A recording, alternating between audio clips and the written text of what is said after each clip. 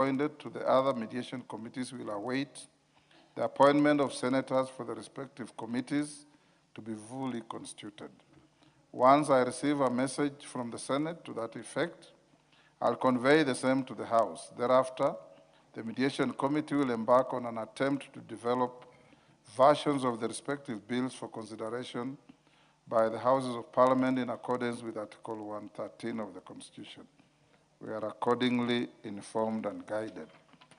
As we remain there, honorable members, allow me to acknowledge in the Speaker's Gallery Little Lambs Schools from Kapseret, Uasin Gishu. Thank you. Next. Order number 3.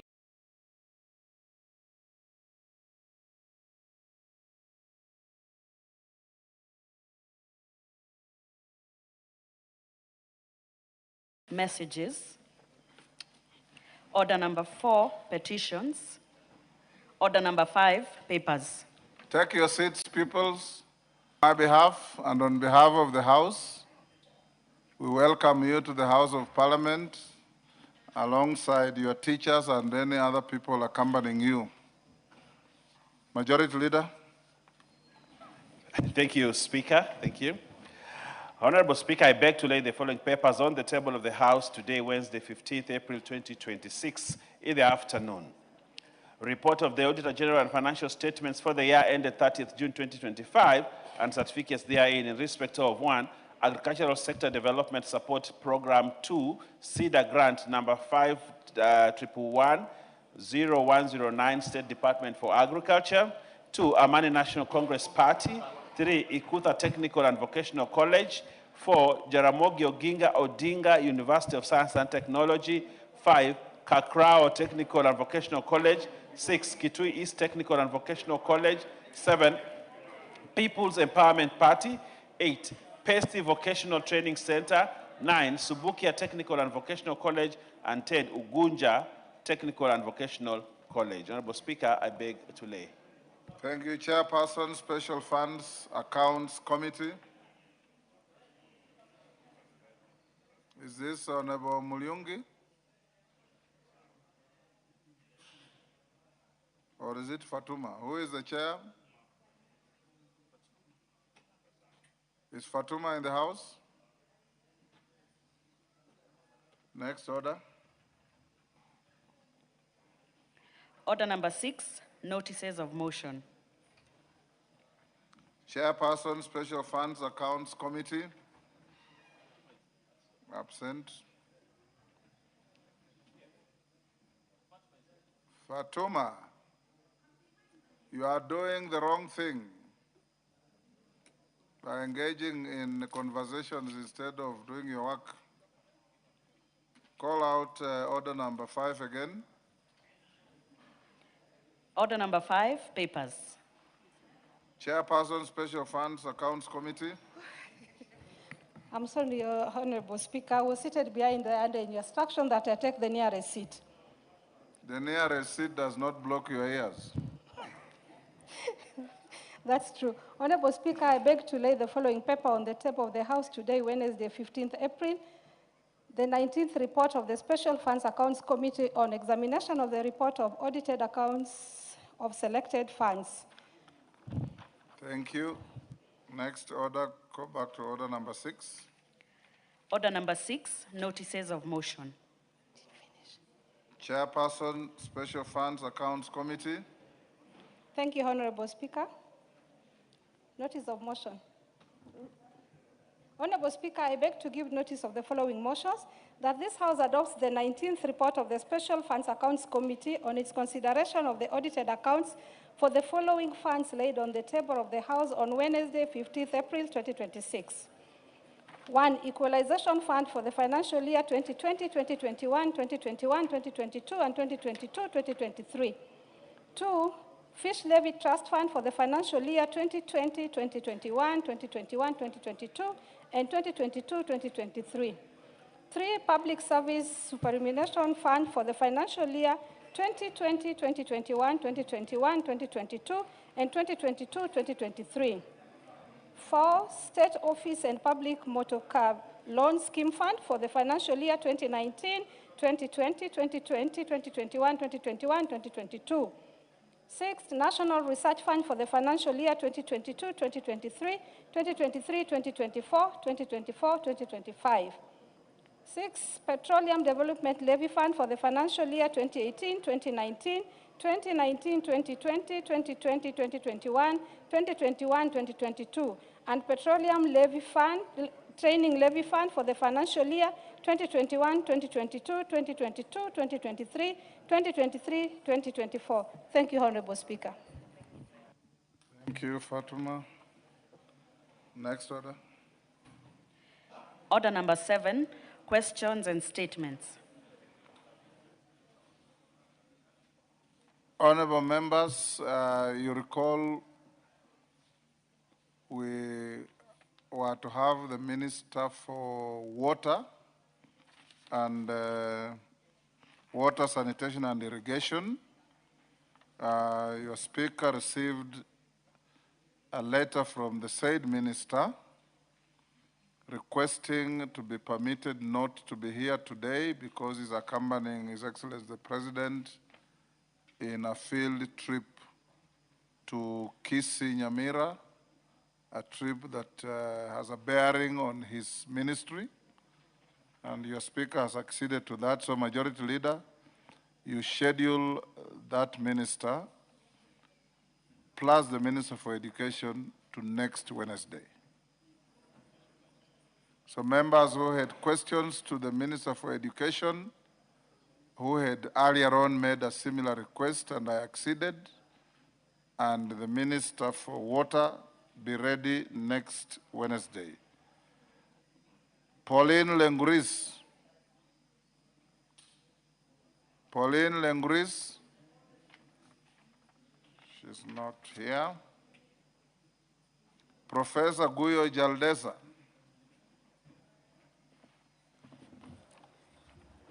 Thank you, Mr. Speaker. Honorable Speaker, pursuant to the provisions of Standing Order 44.2c, I raise to request for a statement from the Chairperson of the Departmental Committee on Administration and Internal Security regarding the reported establishment of a multi-agency security installation within Moyale constituency, Marsabit County. Honorable Speaker, between 5th and 6th April 2026, the Wajir County Security Team held a press conference and proceeded to mark ground for the construction of a multi-agency security facility within Moyale constituency, Marsabit County. This action was undertaken without any consultations or involvement of the local leadership or relevant authorities in Marsabit County. The Sololo sub-county security team visited the site and established that the marked area lies well within Moyale constituency based on the recognized district and provincial head boundaries of 1992. It was further noted that the concerned area in question appears to be illegally occupied by armed groups raising serious security concerns.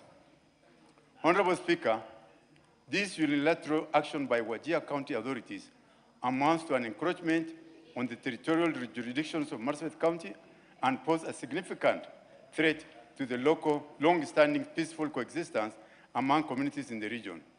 If left unaddressed, the situation is likely to heighten tension, disrupt social harmony, and potentially trigger inter-county conflict.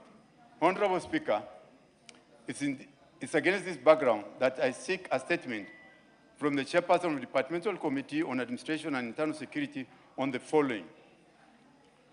Report on the basis under which the Wajir County Security Team undertook actions that appear to alter or disregard the established administrative boundaries between Wajir and Marsabit counties. The source of funding for the proposed multi-agency security project and whether due process, including consultations with the local leadership of Marsabit County, was followed, and the immediate measures being taken by the Ministry of Interior and National Administration to halt the ongoing activities and ensure the withdrawal of any unauthorized personnel or operations from Moyale constituency. I thank you, Honorable Speaker. Professor, by armed groups, you mean legitimate state Illegitimate, agencies? illegal, illegal local armed gangs manned from Wajir constituencies. Tongoyo, that's a very serious allegation. Yes, Russell? Thank you very much, Honorable Speaker. Honorable Speaker, what Professor Guyo there raises is a serious security concern. When CDF funds are used to construct police stations in constituencies in other counties, and also using militias to guard that facility, then it means that facility does not really belong to the government, whether it is national or the county government. So for that reason, although the administrative officers, both in Wajir and Marsabit, have asked that building or construction to be stopped, I think the individuals who are doing what they are doing because of expansion are continuing with that construction. So for that reason, Honorable Speaker, our people are likely to fight over this particular incident. And to avert it, I think the Committee of Security must move with speed so that there's no fighting and the administrators take control of the situation. Thank you, Honorable Speaker. Thank you, Honorable Speaker. You know, Honorable Speaker, we should appreciate that Russell come from the same county and maybe probably has got a privy information to the same. But having said this, Honorable Speaker, we had already summoned called the CS to appear before the committee on the 21st over the issue of goons in the country and largely the insecurity. And I will ask your guidance if we can slate the same question to be responded to by the CS on the 21st and have the concerned member probably also appear. 21st, that's next week. Yes. Yeah, go ahead. Yeah. Professor, appear before the committee. Well guided, On Speaker. 21st. That notwithstanding, you must bring a written response to the House, because Well now guided, the question belongs to the floor. I will, Honorable Speaker. So if you can bring a response after 21st. 21st is which day of the week, next week? Tuesday. Can you then bring a written response to the House on Thursday? Obliged, Speaker. Thank you. Yes, Russell? Speaker, we will abide by your guidance, but our request to the chairman is let construction on that site stop until a decision will have made from the center. Thank you, Honorable Speaker. Chairman, you hear your vice chair? Yeah, I do, Speaker, but you know, of course, my mandate doesn't reach there. But I think it's one of the considerations we'll be putting across. And Speaker, from what you hear, is actually the colleagues have been pointing the finger to one of us in this House. So maybe it somehow also you... Who? I think they're heard ready to anybody disclose. mention. They're ready to disclose, Honorable Speaker. I do not I'm want sure you are in to... Yes, Jaldeza, you know the standing orders. No adverse reference to your colleagues without... I'm not saying any adverse mention of any member of parliament, but the area that we have conflict in is between me, my constituency, and the constituency of elders. Good enough. You can invite the elders member to that committee as well, if he has anything to do with it. Next, Justice Kemei has told me to stay his question, and I've agreed his request. Joshua Kandia. Thank you, Honorable Speaker. Pursuant to provisions of Standing Order 44-2C, I wish to request for a statement from the chairperson of the Departmental Committee on Housing, Urban Planning and Public Works regarding the lack of urban planning and regulation of construction of high-rise buildings in the country. Honorable Speaker, Nairobi City County is among the mostly densely populated and highly urbanized county in Kenya. It has experienced unprecedented growth over the first few decades, with more people migrating to the city for job opportunities, among other factors. This has resulted to expansion of housing, roads, and commercial developments to meet the demands of the population. It is, however, unfortunate that this urban development, which infrastructures such as drainage and sewerage systems, concerns have been raised regarding inadequate oversight by the relevant national government authorities in regulating construction of high-rise buildings in Nairobi County. As a result, some developments have been undertaken without adequate sewerage and drainage infrastructure, while others have encroached on riparian land. Honorable Speaker, regrettably, the lack of proper urban planning and inappropriate construction of high-rise buildings has contributed to recurrent flooding, resulting in loss of life and destruction of property. While issuance of construction permits and enforcement of compliance with approved building standards is largely a devolved function, the national government retains the responsibility of coordinating of urban planning by the counties. Honorable Speaker, it is against this background that I request for a statement from the chairperson of the Departmental Committee on Housing, Urban Planning and Public Works on the following. 1, the measures put in place by the government to ensure oversight of the construction of high-rise buildings in Kenya, including enforcement of approved planning standards and compliance with building regulations. 2, the steps being undertaken to improve existing policies governing implementation of drainage and sewerage systems in Kenya to match the rapid urbanization. And 3, the actions taken to enhance urban planning and coordination between relevant national and county authorities to ensure that corresponding essential infrastructure such as drainage and sewerage systems are adequately integrated in high-rise urban developments. Thank you, Honorable Speaker. Chair Housing. The Acting Chair Housing, Wapi Rindikiri. Any member of that committee? Yes. Caleb. Yes, Caleb. Yes, thank you, Mr. Member for Machakos. Yes, member for Machakos. Yes, can you bring a response in 2 weeks? Chair, well guided.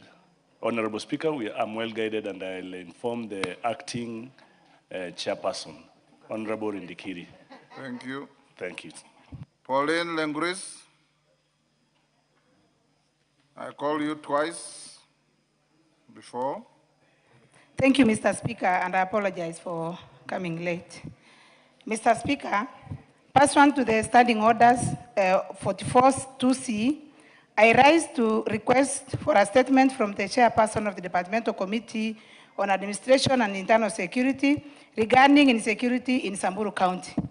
Honorable Speaker, there have been recurrent cases of insecurity and livestock raiding in Samburu County, causing loss of life, destruction of property, and displacement of residents.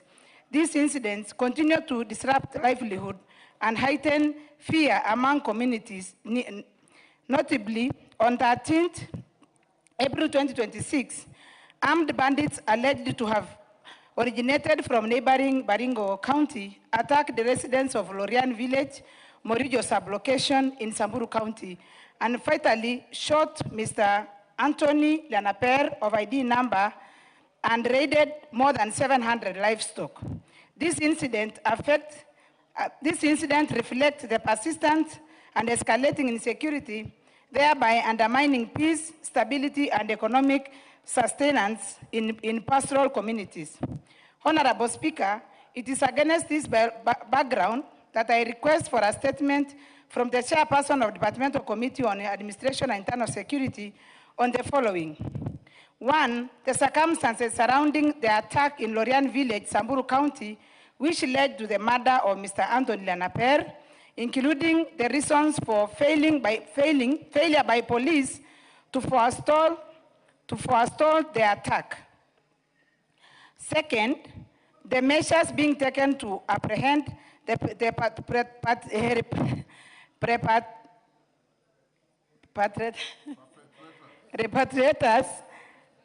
perpetrators and recover the stolen livestock. Number 3, the immediate intervention to enhance security in the affected area, particularly in Lorian village and other areas affected by insecurity in Samburu County along the Suguta Valley communities living there. 4, long-term strategies in place to curb recurrent banditry and cattle wrestling and cross-border attacks in Samburu County and neighboring regions.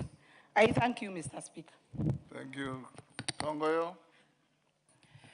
Honorable Speaker, I need also your indulgence if we can lump together the same question, since the minister will be addressing the issue of insecurity in the country, and Samburu is a perfect case actually of what has been. In the committee. Yes, and still submit the same on Pauline, you can appear before the committee on Tuesday. On Tuesday. Next week, right? Next week, 10th. On Tuesday, 10 a.m. Yes.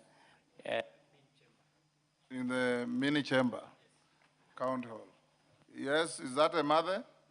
Yes, a member for Turkana Central, is it? Go ahead. You want to joyride on this?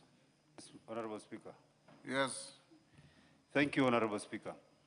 As at now, there is the Special Operations Group in these regions, in these areas, Honorable Speaker. And cattle or livestock theft, banditry is ongoing, even when we have SOG on the ground. Turkana East, Turkana South is faced by the same issue. And we are wondering, why is this continuing when government has spent a lot on the ground to train SOG and even to flush out some of these groups, but still we are experiencing death and loss of livestock, Honorable Speaker. It is too unfortunate. Are we dealing with this vice, or we are encouraging? Honorable Speaker, as at now, there are so many raids that are ongoing. Turkana East is the most affected as at now, Honorable Speaker. Thank you. Yes, Mama Zamzam. You want to joyride on that as well? Yes. Mheshimiwa Spika, asante sana. Na mimi niweze kusema usalama wa taifa ni muhimu sana, na si vizuri tukiona watu wanakufa kiolela kwa sababu pengine ile kama vile dadangu wa Women Rep amezungumza. Inasikitisha sana Mheshimiwa Spika. Vitengo vya usalama lazima kuangalia kwa maisha ya Mkenya inaangaliwa vizuri Mheshimiwa Spika. Katika Mombasa County pia Mheshimiwa Spika, ukiangalia tuna vifo vingi, watoto wanapotea. Juzi watoto wamepotea, watoto 14, wawili wamepatikana wamekufa. Kuna mwingine Gloria alipatikana amefanywa vibaya amekufa, na hawa wanaofanya hivi vitu Mheshimiwa Spika hawapatikani wakati tuna vitengo vya usalama Mheshimiwa Spika. Kwa hiyo mimi nakemea sana na nasema vitengo vya usalama, lakini pia niweze kumpongeza regional commander wetu wa Coast Alinunu kwa kazi nzuri ambayo anafanya, manake huyu mtoto mmoja ambaye aliuawa amefanya bidii, amepata yule jamaa yuko ndani. Lakini hawa wengine ambao wameuliwa Mheshimiwa Spika, na mama mmoja kule Likoni anaitwa Beatrice aliuliwa na mtoto wake akiwa mjamzito, ni vitu ambavyo vinasikitisha. Kwa hiyo mimi naweza kuita Minister for Interior, muangalie haya masuala, mufuatilie, na mimi nitakuja kutoa official statement katika bunge hili kuhusu mambo ya Mombasa. Lakini pongezi sana Mama County kwa kuweza kuangazia sehemu yako, na tunakusupport. Asante sana Mheshimiwa Spika. Asante Mama Zamzam. Watoto 14 wamepotea, 3 wamepatikana, unamsifu polisi. Hiyo inaenda sambamba kweli? Yes, Mama Samsam. Mheshimiwa Spika, najua ni dhiki, lakini miaka ya nyuma tulikuwa watatu wapati wale. Ameanza juzi, kwa huyo wa juzi amepatikana, wamepata alomuua. Kwa hiyo namsifu ili aendelee kwa sababu hawajawahi kupatikana tukiwa hapo nyuma. Toka aje anafukuzana nao, lakini waweke kasi tupate hawa watoto waliouliwa, hawa wengine nani amewaua na hawa waliopotea wako wapi? Ni vitengo vya usalama viangalia. Asante sana Mheshimiwa Spika. Carrido. Honorable Carrido. Thank you, Mr. Speaker. Mr. Speaker, this issue of rustling and insecurity is becoming a real problem, especially in Igembe Central. Mr. Speaker, it's really worrying. Even when we have an operation going on, still these rustlers can cross over from a different county and cross and come and kill our people and steal our animals. We challenge the government. We don't know what is not happening, and it's really threatening. Because now we are told the operation is going on. And you can see through the media that the operation is going on. But still the rustlers come every day. Even last week, we had rustlers in our area. They came and took our animals and injured people and killed one person. This has been going on for a while. Mr. Speaker, we want the Interior Ministry to be serious on this note. We want them to work harder than they were working. They should close all loopholes, because it appears as if someone is sleeping on his job somewhere. We have a very big government, and then we have a threat from very few rustlers who come and harass us every day in and a day out. Mr. Speaker, the chairman should tell us, should request the ministry to tell us what is not happening and what is supposed to be happening. Yes, Osero. Pauline, you want to joyride on your own statement? Thank you, Mr. Speaker. Mr. Speaker, we have a specific section within the police called the anti-stock theft unit. I have an anti-stock theft unit in my constituency. But the problem is, Mr. Speaker, they do not operate independently, because sometimes they don't have vehicles, they don't have ammunition, and it is up to maybe the area MP or somebody to organize. In my constituency, for instance, last week we had 2-3 incidences of about 4 or 5 livestock that disappeared. Mr. Speaker, I had to hire vehicles for them to actually go and track the animals. And specifically in Burabu, my constituency, whenever cattle are stolen, there is a small forest, which we don't know whether it is government or it's not. It's called MATIANG'I forest. Whenever cattle are stolen, we just go to MATIANG'I forest and we find them there. Now, we're asking the government, if it is not a gazetted forest, or if it is one, it should actually be fenced, so that any time any rustler is, any animal thief is, is heading towards the forest, at least there are some forest guards there. So mine is to encourage, especially the ministry. The anti-stock theft, they are very good, they are trained, but the truth is, they are ill-equipped, they don't have gadgets for operation, and they don't have vehicles. Thank you, Mr. Speaker. Yes, Kumondare. Thank you, Mr. Speaker. Mr. Speaker, this issue of cattle rustling is becoming very serious. And Mr. Speaker, Monday, Samburu is also attacked, and we lost so many animals. And Mr. Speaker, it has become just normal that when animals are stolen, nobody even follow up to return. And we have so many people who are affected. So I think, Mr. Speaker, the government should take serious measures. We are losing lives and properties. So, Mr. Speaker, it is affecting all of us, and we really need the government to work and protect the people. Thank you, Mr. Speaker. Yeah, Daud. Thank you, Mr. Speaker. Mr. Speaker, this morning I brought a bill regarding stock theft, livestock stock theft, and what the honorable member from Samburu is saying, we are laying the blame to our neighbors, because livestock has been stolen from Meru County, and it finds its way passing through Isiolo up to Samburu County, whereas when the Minister for Interior says this is a disturbed area, the governor refuses. He says he will not accept it being a disturbed area. So he is not accepting that operation should be held in that county. So I think we need to be honest with ourselves. We need to stop our people coming to do castle rustling, find an ATM in Meru County. Thank you, Mr. Speaker. Yes, Rendikiri.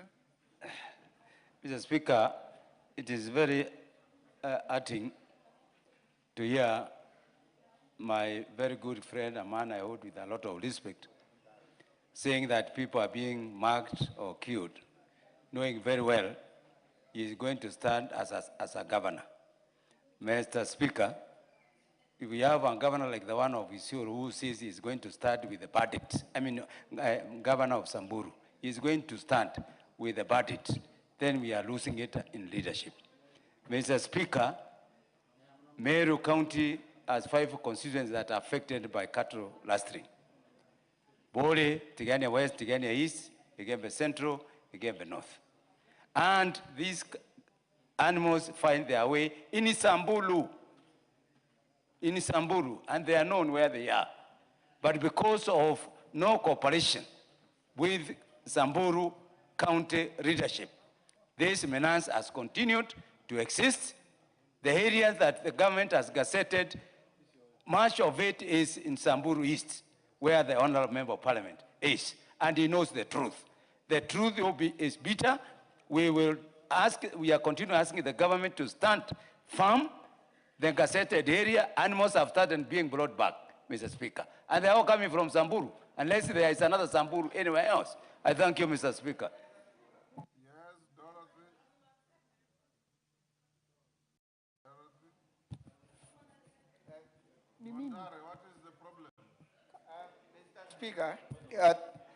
Mr. Speaker, the member who spoke, see, in order to refer Mr. Speaker that all the animals stolen find their way in Samburu. And Mr. Speaker, it is not true to say that all people who are stealing are from Samburu. And Mr. Speaker, it is wrong, and that is why we are missing the point. I want to inform the member, there are even Samburus in Isiolo. You cannot stand and say the Samburus who are maybe stealing from that other point, there are Samburu people in all other places. And by the way, they are not thieves, all of them. It is wrong to murder the community like that. Thank you. There is no evidence before this house that Samburus are cattle rustlers. Yes, Dorothy?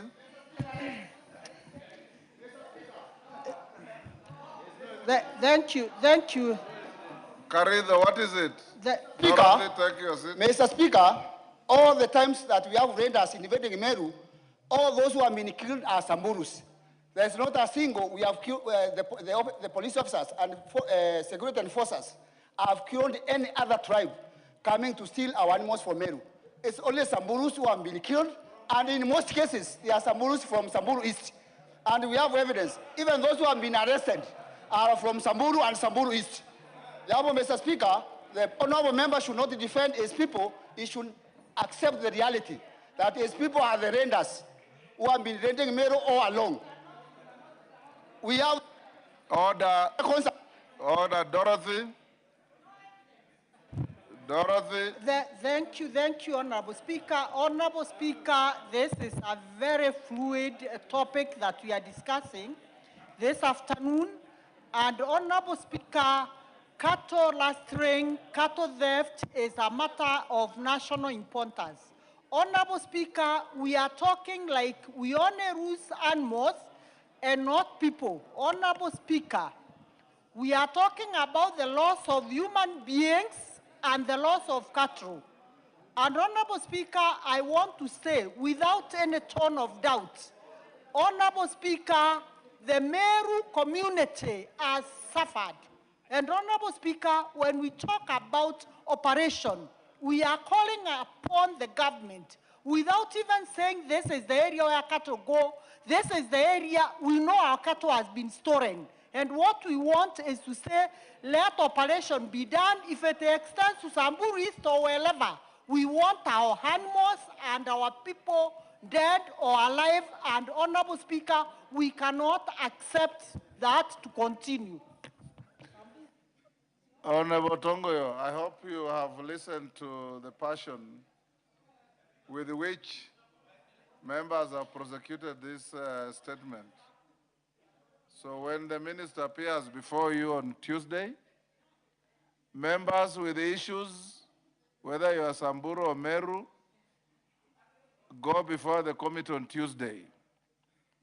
The minister will be in the mini chamber with the committee and prosecute your case. Mutunga, I want to close this. Yes, Mutunga, what is it? Yeah, Honorable Speaker, thank you very much for the opportunity. Honorable Speaker, when we speak of a community, we are not here to brand a community. We have had sessions where wazee or old men from this community ask us to sit down and discuss how to repay our animals that have been stolen. And people are killed in these processes. Whenever they want little money, they come for a few animals or sheep and goats. Whenever they want a lot, they come for 150, 250, 300, 500, 700. Honorable Speaker, one day I lost 708 animals. The ends of cattle. Honorable Speaker, we have lost over 15,000 ends of cattle from Meru. That's around 1.5 billion from our poor community. And they are all going to Sololipi, to some Milimawat in Samburu East. So why are we saying there are Samburus? Several people have lost their phones. The phone has evidence of the owner. They have lost ID cards.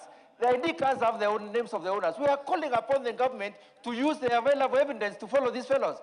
They come from some locations. Chiefs know them. Assistant chiefs know them. The village elders know them. Why are they being kept out? And then you can see a governor unashamedly standing before Kenya and before the entire world saying, I will protect thieves. What kind of a governor is that? Who can stand and protect thieves in this country other than the Samburus?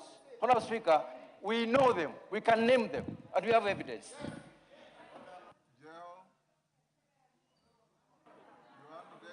Fray? Give to her, Jill. There you are. Thank you, Mr. Speaker.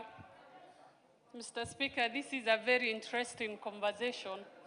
I just thought it was just about the pastoralist community, but it looks like it's a national issue. Mr. Speaker, sometimes we say the kettle calls the pot black. It's like kettle calling the pot black. I've had an issue. We have lost over 25 camels for the past 35 days. And we have been in Samburu. Our people have been camping in Samburu, and they brought back 6 camels. Mr. Speaker, from the conversation, this is not just a pastoralist issue, but it's a national issue. We are asking the security team to fast-track these camels and the cows that are missing and to be brought back, Mr. Speaker. Thank you so much. Songole. Mr. Speaker, you are a former Interior Minister. How did you used to do it? Yeah, having seen that, Mr. Speaker, you know, the most substantial part of our northern Kenya, and that includes the northeast of Kenya, has a lot of issues on stock theft. And Mr. Speaker, I think it is not good to profile one community, because the Samburus are also victims of other communities towards the north. And when you look, Mr. Speaker, you have been a magistrate. When you go to Meru Court today, you will find that there are thieves who have been prosecuted by the government, and they have been found guilty of stealing cows. And they are not Samburus. So these thieves are from everywhere. I think let us limit the tribal element in it.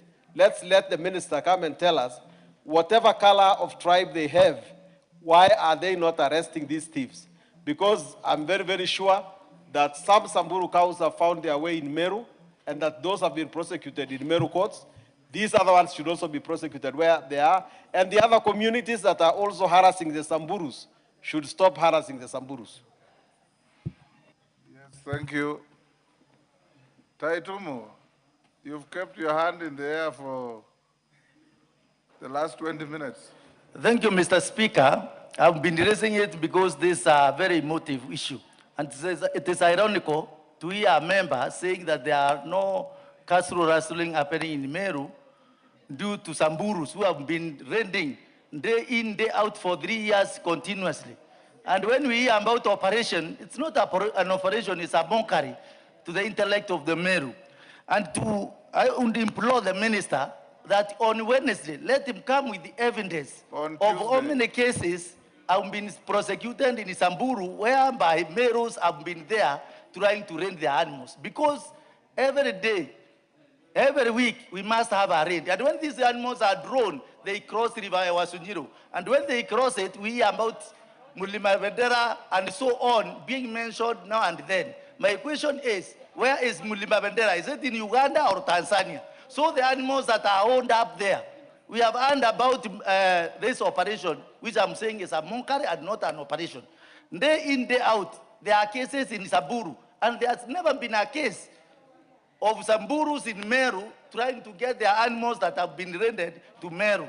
So Samburu East is where all the Meru animals from northern grazing area have been owned up. But the government has been very lenient. And we are saying the government has been favoring them. And the time has come, the government to lay the fact bare, to know who is rendering animals from who. Last, Naomi. Thank you, Honorable Speaker, for giving me this opportunity. This is a very important matter that we are debating on, because some of us come from those areas that are suffering.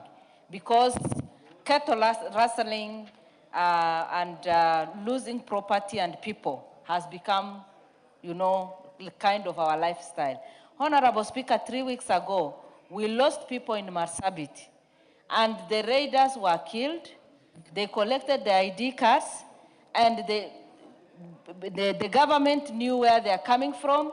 Nobody even came and collected the dead bodies, and yet the areas they come from, the communities they come from is well known. So the problem the Meru people are having, we are also experiencing in Marsabit.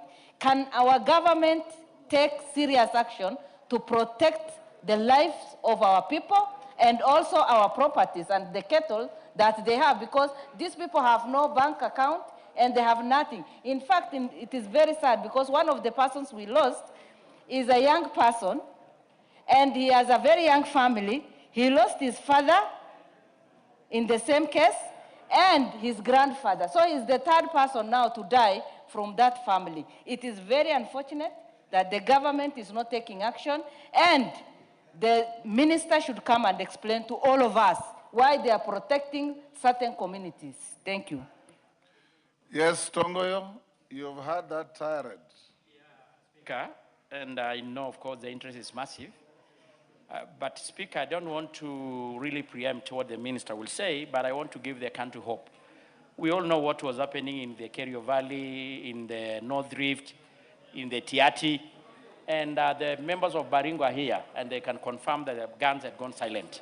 So I know the problem in Meru and the rest of the country, with the state agencies are up to the task, but I will still call all of us, those who will get time, to be there on Tuesday so that they can able to interrogate the minister and the IG. Next response, Chair Transport.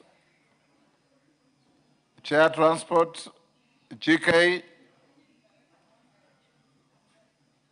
Are you ready to respond to Bernard Kitur's statement request?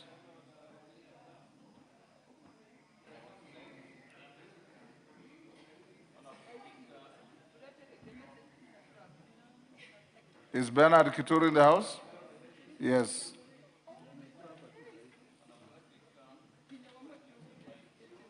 Can you give him a working mic?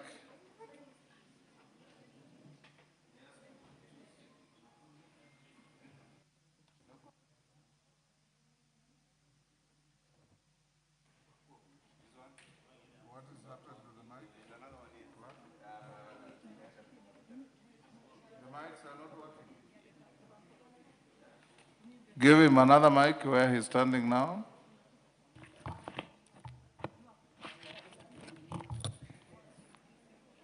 Honorable Speaker,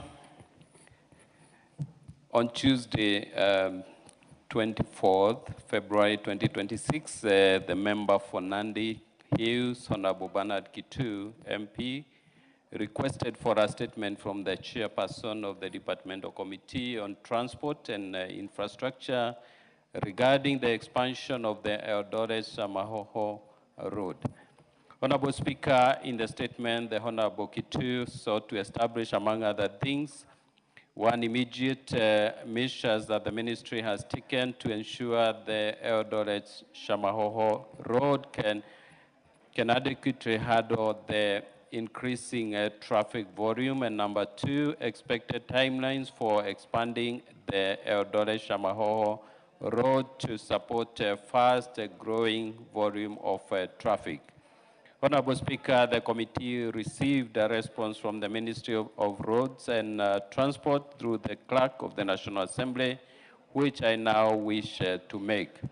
One, regarding the immediate measures that the ministry has taken to ensure the Eldoret-Shamahoho Road can adequately handle the increasing traffic volume. The ministry, through KENHA, continues to maintain the road and currently has 3 ongoing contracts as follows. Performance-based contract for the maintenance of Eldoret Kapsabet Shebaba with the MS Pini Agency Limited. The contract period is from 11th June 2025 to 10th June of 2028. And at a contract sum of 302.6 million Kenya shillings. The scope includes river drenching, protection works, shoulder reinstatement, road furniture maintenance and repair, potholes patching, culverts and drainage work.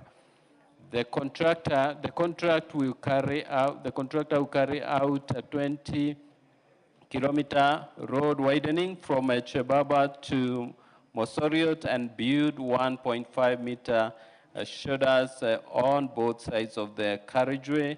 And Honorable Speaker, works are ongoing.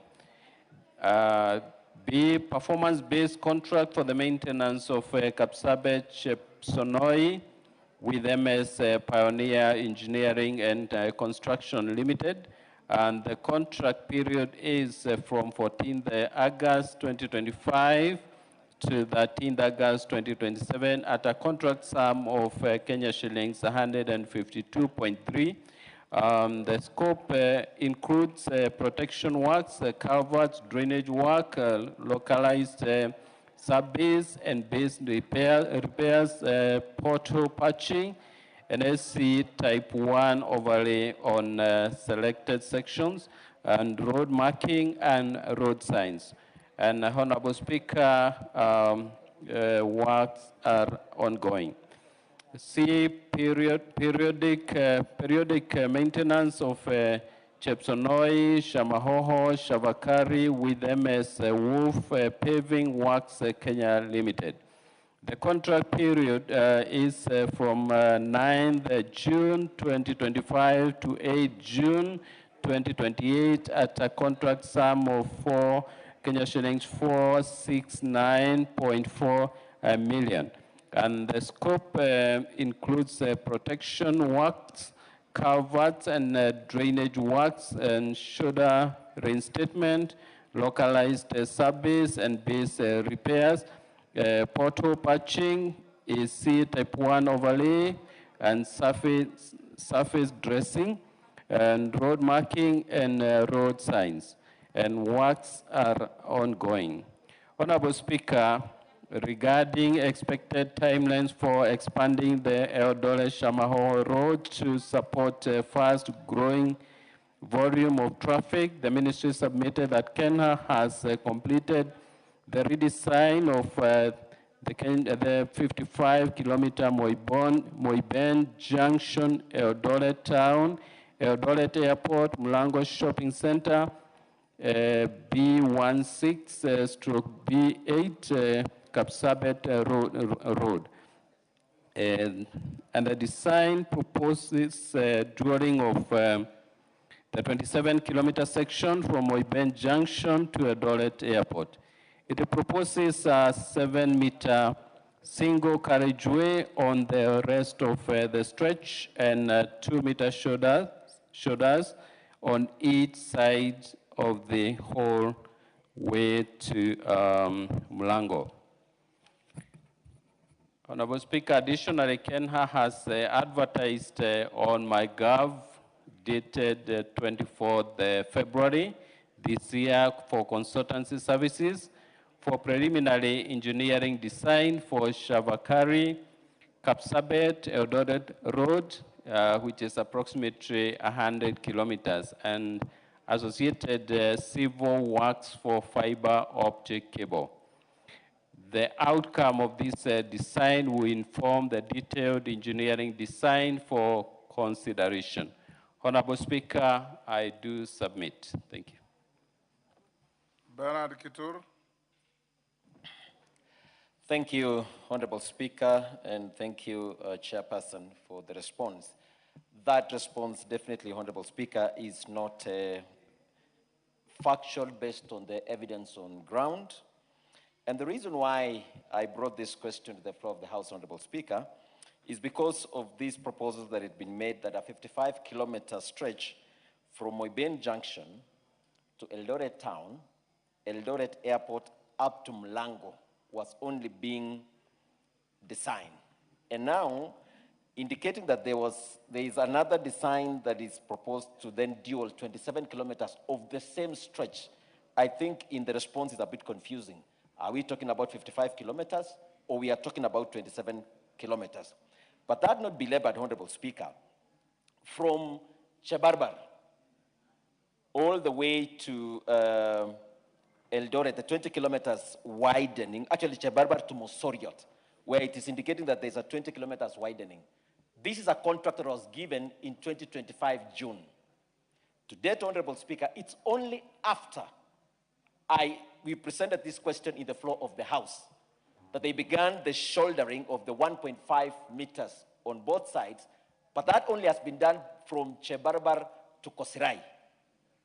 And so the widening of the road has not been done. Therefore, this response in itself is not factual and not satisfactory, Honorable Speaker.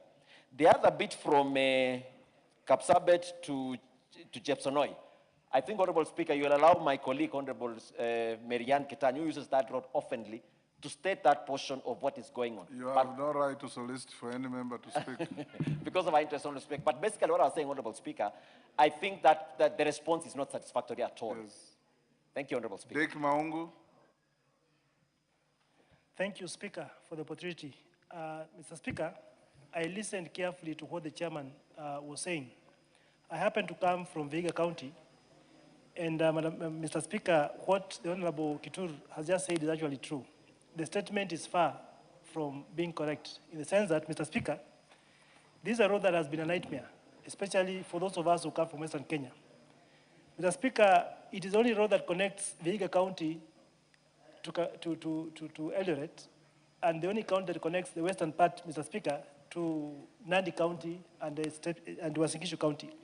And Mr. Speaker, it's a total nightmare for those of us traveling, be it business or any other thing, Mr. Speaker, from the western part to the Rift Valley, Mr. Speaker.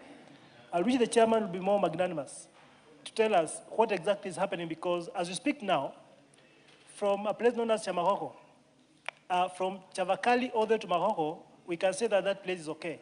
But between Chamahoko all the way towards Kapsabet, it's a nightmare. There are deep gullies on the road, and there's a contractor who was working along, and this contractor excavated deep cuts beside the roads, and those cuts have been left, Mr. Speaker. 2 months ago, we lost 3 young school-going kids who were run over by a vehicle on the same stretch. So, Mr. Speaker, I wish that the chairman becomes a bit more specific and intentional in his report, because what is that given us, Mr. Speaker, does not really add much value to that. Thank you. Member for Aldai.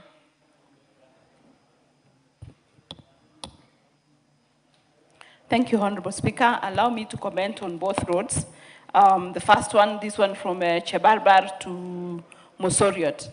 The contract, as read by the chairman of Transport Committee, says that the road was supposed to be expanded and then the shoulders repaired. They only did, I think after the member for Nandi Hills raised the issue, only did the shoulders between Chebarbar and Kosirai, and the expansion of that road has not been done. You'll note, Honorable Speaker, that road requires an expansion because of the kind of traffic that happens between Kapsabet and Mosoriot. And there's been so many accidents that happen, especially there's a river, not a river, a swamp, that causes a lot of problem, especially now that it is raining, that the rains almost come and cover the bridge. And if they had done this, I think that should have been sorted out. On the road from Shamahoho to Kapsabet, just like Mheshimiwa Dick Maungu has said, the contractor came and dug the sides, deep cuts, and left them. And therefore, if you travel there for the first time at night, chances are you will veer off the road and roll because the sides are very deep. And then on the center of the road, they cut it in the hope that they'll come and repair and then put an overlay, as the Honorable Chair for Transport has said. And that was done and left. So therefore, the road is worse off than it was even last year. We wish that they shouldn't have done that if they were not willing or they were not able to proceed to the very end. Because the way the road is right now, Honorable Speaker, is worse off from how it was before. And therefore, the response from Honorable Chair, I don't think is adequate for these particular issues. Thank you, Chair, Speaker. GK, Chairman, have you brought Thank you, Honorable Speaker. I am happy to know that the honorable members who come from that area have their facts and they are concerned with the pace of work and the design of the said roads. So, Honorable Speaker, we request, because we have a planned meeting as a committee with the Minister in the first week of next month, that you allow the members to visit the committee to attend the session, and we will have this as one of the agendas for that meeting, and we will have it discussed in details, because I don't want to say that the minister has not given factual information. Thank you, Honorable Speaker. Next order. Yes, Beatrice Kamei. Thank you, Honorable Speaker. And I stand to bring to your attention that on 2nd of April, I requested for a statement and regarding the circumstances surrounding the burial of multiple unidentified bodies at the Kericho County Cemetery. And Honorable Speaker, you gave a directive that on 9th, which was on a Thursday, and the chairman should respond to the same. And now it's another week, and he's not responded. Honorable Speaker. It was the chairman health, right? Or was it security? It was two, chairman health and then security. And Honorable Speaker, I feel unhappy that records are not kept in this, maybe those who are supposed to respond, and there's no information about the same. And this issue, Honorable Speaker, has taken very long. And if we delay more, it will be overtaken by events. So, Honorable Speaker, I'm wondering why it has taken that long. Thank you. Yes, Tongoyo. It's true, Honorable Speaker. We have. I had paired you with health. Yeah, but Right. in regards to what was come from my end, Yes. it is still among the few 15 statements that are pending. When can you bring? Let me try to sit here. Today is Wednesday. Because the problem is not signed. I think there's already a report, but the problem is a signature from the Minister of the PS. So maybe Tuesday, Honorable Speaker. We give you Tuesday? Yes, please. I know that Honorable Nyikal, whom I Yeah, he's paired been you bereaved. with, is bereaved. Yeah. So you can deal with both the health and the security aspects. I don't know. Maybe why don't you kindly give the vice or somebody from the health? Who is the to- vice chair of health? Betsimba, are you in the committee of health? Pauline, you are in health. So liaise with your committee on Tuesday. You bring a composite response on matters health and security. Thank you. Okay, thank you. Next order. Yes, Betsimba. What is it? Mheshimiwa Spika, pia mimi nimesimama kukumbusha ama kwa malalamishi kama haya mwenzangu aliyozungumzia hapa. Kabla tuende kwa likizo fupi, nilisoma statement ambayo ilikuwa iko katika Department ya Education na ulitoa ruling ya kwamba immediately tukirudi kutoka kwa likizo nisomewe response. But up to now hakuna chochote ambacho mimi nimeelezwa. Anybody from health? Education. Education, sorry. Owen, Bayer. Oh, yes, Eve Obara. Yes, Mr. Speaker. We'll follow up and We revert. said immediately from the short recess. Yes, We as soon as we are resumed back from yesterday. recess. Thank When you. can you bring? 1 week after we resume from recess, Mr. Speaker. So next week? Yes. Wednesday afternoon? Yes, Mr. No, Speaker. Wednesday afternoon is loaded with 2 ministers, so bring on Tuesday afternoon. Okay. Thank you, Mr. Speaker. Thank you. Next order. Yes, member for Turukana from Loima, sorry. Yes. Thank you, Honorable Speaker. Honorable Speaker, I also have the same concern as to the same like the member for Honorable Betsimba. Honorable Speaker, last week or 2 weeks ago, myself and Honorable Kitur were to attend a committee meeting where the CS for roads was to attend so that he can be able to answer our statement. And Honorable Speaker, I'm only seeing that Honorable Kitur's statement has been responded and mine has not been responded. And this, actually, I asked it like 1 month ago. Thank you, Honorable Speaker. GK, you are supposed to respond to the request from member for Loima. When can you? In 2 weeks, Honorable Speaker. No, you have already consumed 2 weeks. Yes, we need additional time, Honorable Speaker, so to avail.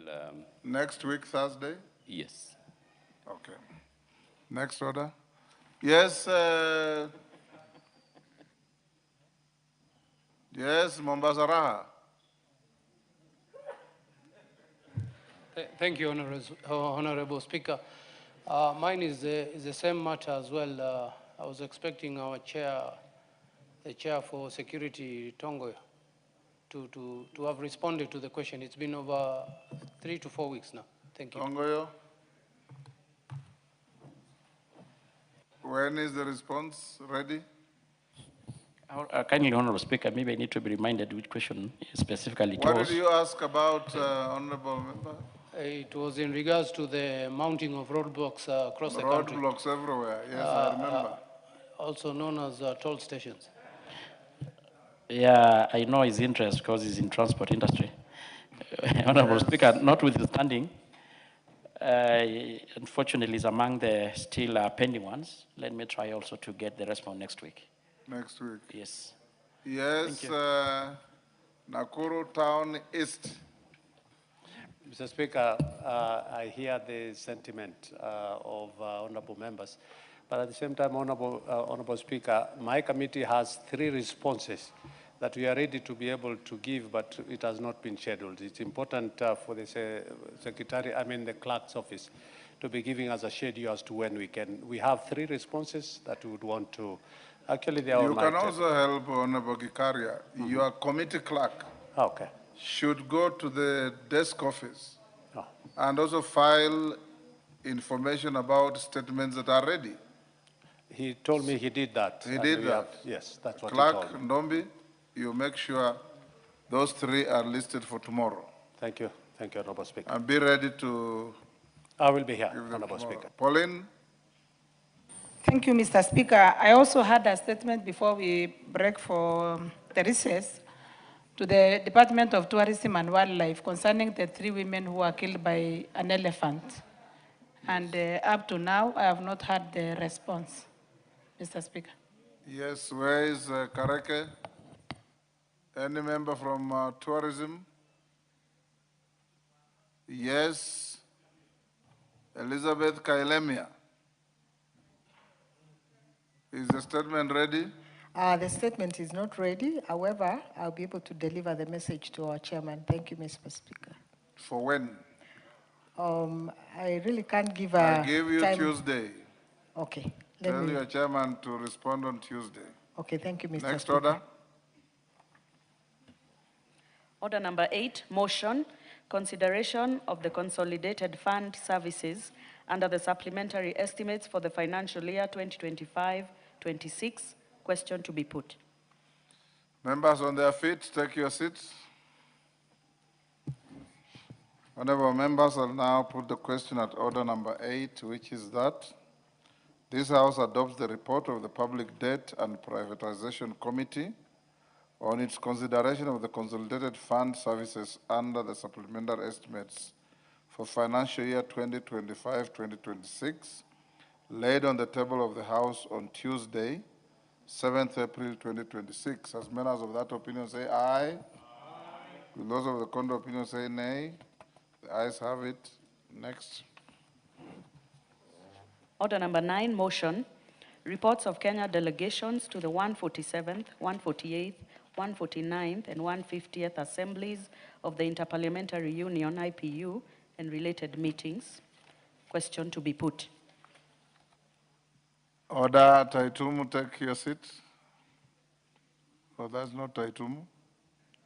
No. Honorable members, I'll now pull the question at order number 9, which is that this House notes the reports of the Kenya delegation to the Assemblies of Interparliamentary Union, IPU, and related meetings as follows. 1.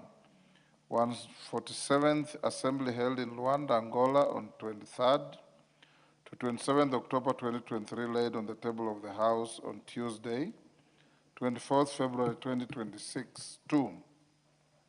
148th Assembly held in Geneva, Switzerland from 23rd to 27th March 2024, laid on the table of the House on Wednesday, 18th September 2024.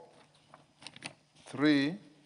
149th Assembly held in Geneva, Switzerland from 13th to 17th October 2024, laid on the table of the House on Thursday, 5th December 2024. And 4.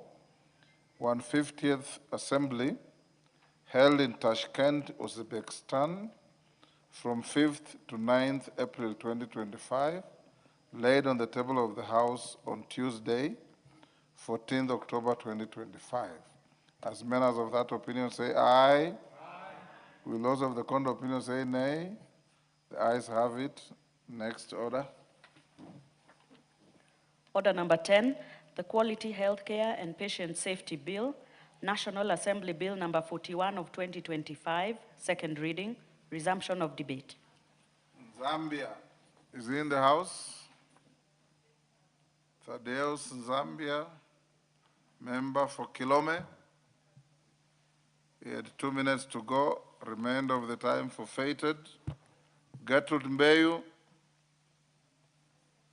Gitonga Murugara, you are not for that. Ecomas Mutuse, are you for this? John Mutunga, Rindigiri Mugambi. Why are you on the screen? Yusuf Hassan, Anton Kibagendi. Are you for this? No. Yes. Honorable Speaker, this is a very important bill, the the Quality Healthcare and Patient Safety Bill, which we moved yesterday. And probably I need to recap for members to follow. No, you have under what provisions? And your discretion or standing order number 1. I will not exercise that discretion. Shakil Shabir. Mr. Speaker, sir, thank you for allowing us to debate this particular bill. Mr. Speaker, this healthcare bill that has been put to the House, it proposes a new body called the Quality Health Care Patient Safety Authority. And the roles of this particular authority is to license hospitals, accredit facilities, inspect and audit, enforce compliance. As a matter of interest, Honorable Shakil, why are you wearing 2 pairs of spectacles? Oh, beg your pardon, sir. One is my reading glasses. I am now an old man, sir. 72 years old, and I'm getting to, it's now causing me a problem. Go ahead. Sorry, go sir, ahead. I apologize. Inspect and audit, enforce compliance, handle complaints, and set national standards. But I thought the Kenya Medical Practice Dental Board and even Shah and the Ministry of Health were actually playing those roles. The Kenya Medical Practitioners and Dental. It's called Kenya Medical Dentists and Medical Practitioners. That's correct, yes, sir. I got that wrong. So does it mean that this bill is scrapping those existing bodies? The new authority that will have duplicate roles to the existing bodies is another creation of a layer of offices and another budget. The appointments of the CEO and top officials of this new authority is to be appointed by the CS Health. The CEO is to be appointed as well. What is happening is we are creating a new authority, sir, a new position, sir, new executive, and it's all funded by the taxman. And as much as I understand and agree that this might have been intended towards health management systems, and meaning county, and the county roles are here, and of course there is a very important issue. There's a Quality Healthcare Patient Safety Bill. I do not agree that there needs to be a new authority to do this. And even if you have that authority, does it also cover the health, the up to level 5 hospitals which are under the county? It does appear to me, sir, that, Mr. Speaker, sir, that there is the intention might be good, but the way it is framed leaves a lot of questions as to whether we are now duplicating the roles, and whether there has been a vote of no confidence in the Kenya medical dentist practitioners and the other authorities like the ministry and others who have been looking after our health. It is also important, sir, that this particular bill covers patient safety. It's a patient safety bill. It lays out certain requirements of patients who are seeking healthcare services from a health facility. Now, it doesn't say hospital, it says health facility, and these rights are to be read provided under the Health Act, Cap 241. The rights include the right of safe and quality care, the right to timely and effective care, the right to safe and accessible health services, the right to safe processes.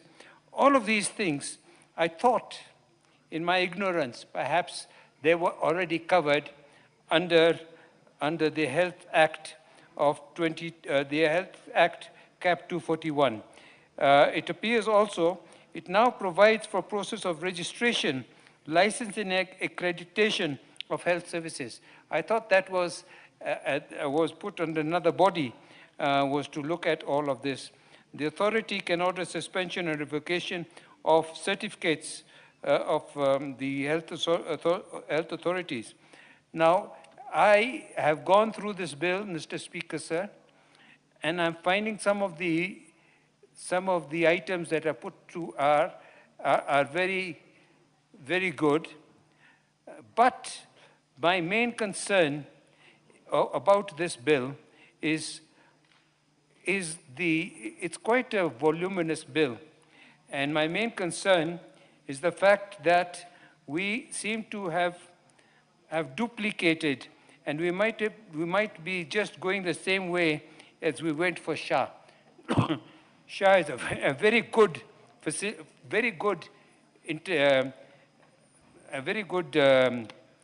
initiative which should have been running together with NHIF, and it would have transitioned from there. I wonder whether we are going back here and taking back all the healthcare control from county and the other authorities whose job it is to monitor and to lay this thing out so that the care of patient safety bill is there. So I would have probably been very happy if this was reduced from quality healthcare and patient safety bill 2025 without the issue of another authority to follow up on these issues. If there is another authority, what about the Ministry of Health and the various departments who are actually there to ensure patient safety and quality assurance measures? Mr. Speaker, sir, there are times and many times that we have found the citizens of Kenya going to a health facility for emergency care. They're not allowed to come in, and they're immediately pushed out. If you go to Nairobi Hospital with emergency care, and if you do not have SHA, they don't serve you well. As a matter of fact, they don't serve you some of the private bodies.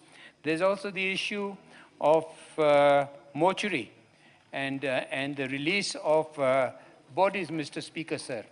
Under patient quality, patient safety and health quality, why will the institutions continue to hold a body which is of no use to them and allow the family to suffer? Mr. Speaker, sir, there have been many, many times our bodies of my constituents have been held at an authority and at a health facility, and we have tried to talk to them. I know two cases, Mr. Speaker, sir, that we said we agreed with the parents, with the family. There was no point of trying to find 5 million or 3 million shillings, and we agreed to go and bury banana stock. And once we started telling the authority that, the hospital suddenly changed its tune. Mr. Speaker, sir, with those few remarks, I don't want to continue to belabor the point. I do think this is a very good work that has been done. However, I think perhaps, and I need to be advised and educated, why an authority is required to do what is already there in the system. Why can't we just fine-tune the system, fine-tune a department in the Ministry of Health whose job will be much of what is captured in here? But I do think that this is a very good bill in respect of detailing the patient safety needs and the quality health care required as is the right of every citizen under the Constitution. With those few remarks, Mr. Speaker, sir, I don't know whether I support, but I do support part of the bill, but oppose the authority to be formed. Mr. Speaker, sir. Good. Beatrice Kamei, are you queuing for this? Rindigiri? Madam Murugara, you can't dictate whether I'm the last or the first. This is a very important bill. And I think all members in this House need to discuss and support this bill. Because for a long time, Mr. Speaker, we are now over 60 years of independence. and we are having a lot of problems on provision of health services in this country. Mr. Speaker, this bill brings forth the unity and cooperation between the national and the county government. Mr. Speaker, I want to thank the President for championing the universal health coverage, which I think is going to cater for the health services of this country. Mr. Speaker, for the growth of this nation, we need education, health, and food. That's what is called a state, and that's what is called a country. A country where the government is not able to provide adequate health services, then we are entering into a very serious situation. Mr. Speaker, in the spirit of the Constitution and devolution, there lies the health services. Mr. Speaker, there are so many reasons as to why this bill is coming in handy. One, Mr. Speaker, the population of this country is increasing at a very high speed. Mr. Speaker, in some cities, the population is increasing every day. Mr. Speaker, we are having strengths in various sectors: education, transport, and health. This bill is coming to address those kind of influxes where infrastructure is not adequate for the health services. Mr. Speaker, we are talking about the number of doctors per the patient. In Kenya, we are far much below the International Health Organization as far as the medical doctors per patient is concerned. This bill, therefore, addresses the issue of trainings, the skills transfer. It addresses the issue of the quality of the workforce. It addresses the issue of governance and management. It also addresses the issue of health policies and regulations. Once this bill is approved, and I hope it's going to be approved, we will be now talking about provision of health, quality health and safety. Mr. Speaker, you know, I am very much concerned when I hear members saying they went to an hospital and they were given the wrong prescription. Yet, we are seated here saying this bill is not necessary. It is very important because we have to ensure that we have well-trained medical practitioners prescribing the correct drugs at the right time with the emphasis that it deserves. Mr. Speaker, if you check, for example, and I want to address the issue of equity, you find there are some areas where citizens are walking for so many kilometers to access medical facilities. Now, if we pass this bill, one of the cardinal things that the bill is addressing is funding and affordability. Mr. Speaker, if you walk from Tongalen for 20 kilometers looking for a medical facility, if you are walking beyond 2 kilometers, then we cannot say that we are offering quality and quality health services. Therefore, with adequate funding, we all know that we shall put up infrastructure, because it goes with infrastructure, it goes with provision of good drugs, it goes with the provision of having skilled people to attend to the patient. Mr. Speaker, we cannot talk about quality and safety if we don't talk about the customer service. One of the things that has happened in many medical sectors is where you find the treatment of a patient when they appear in a facility.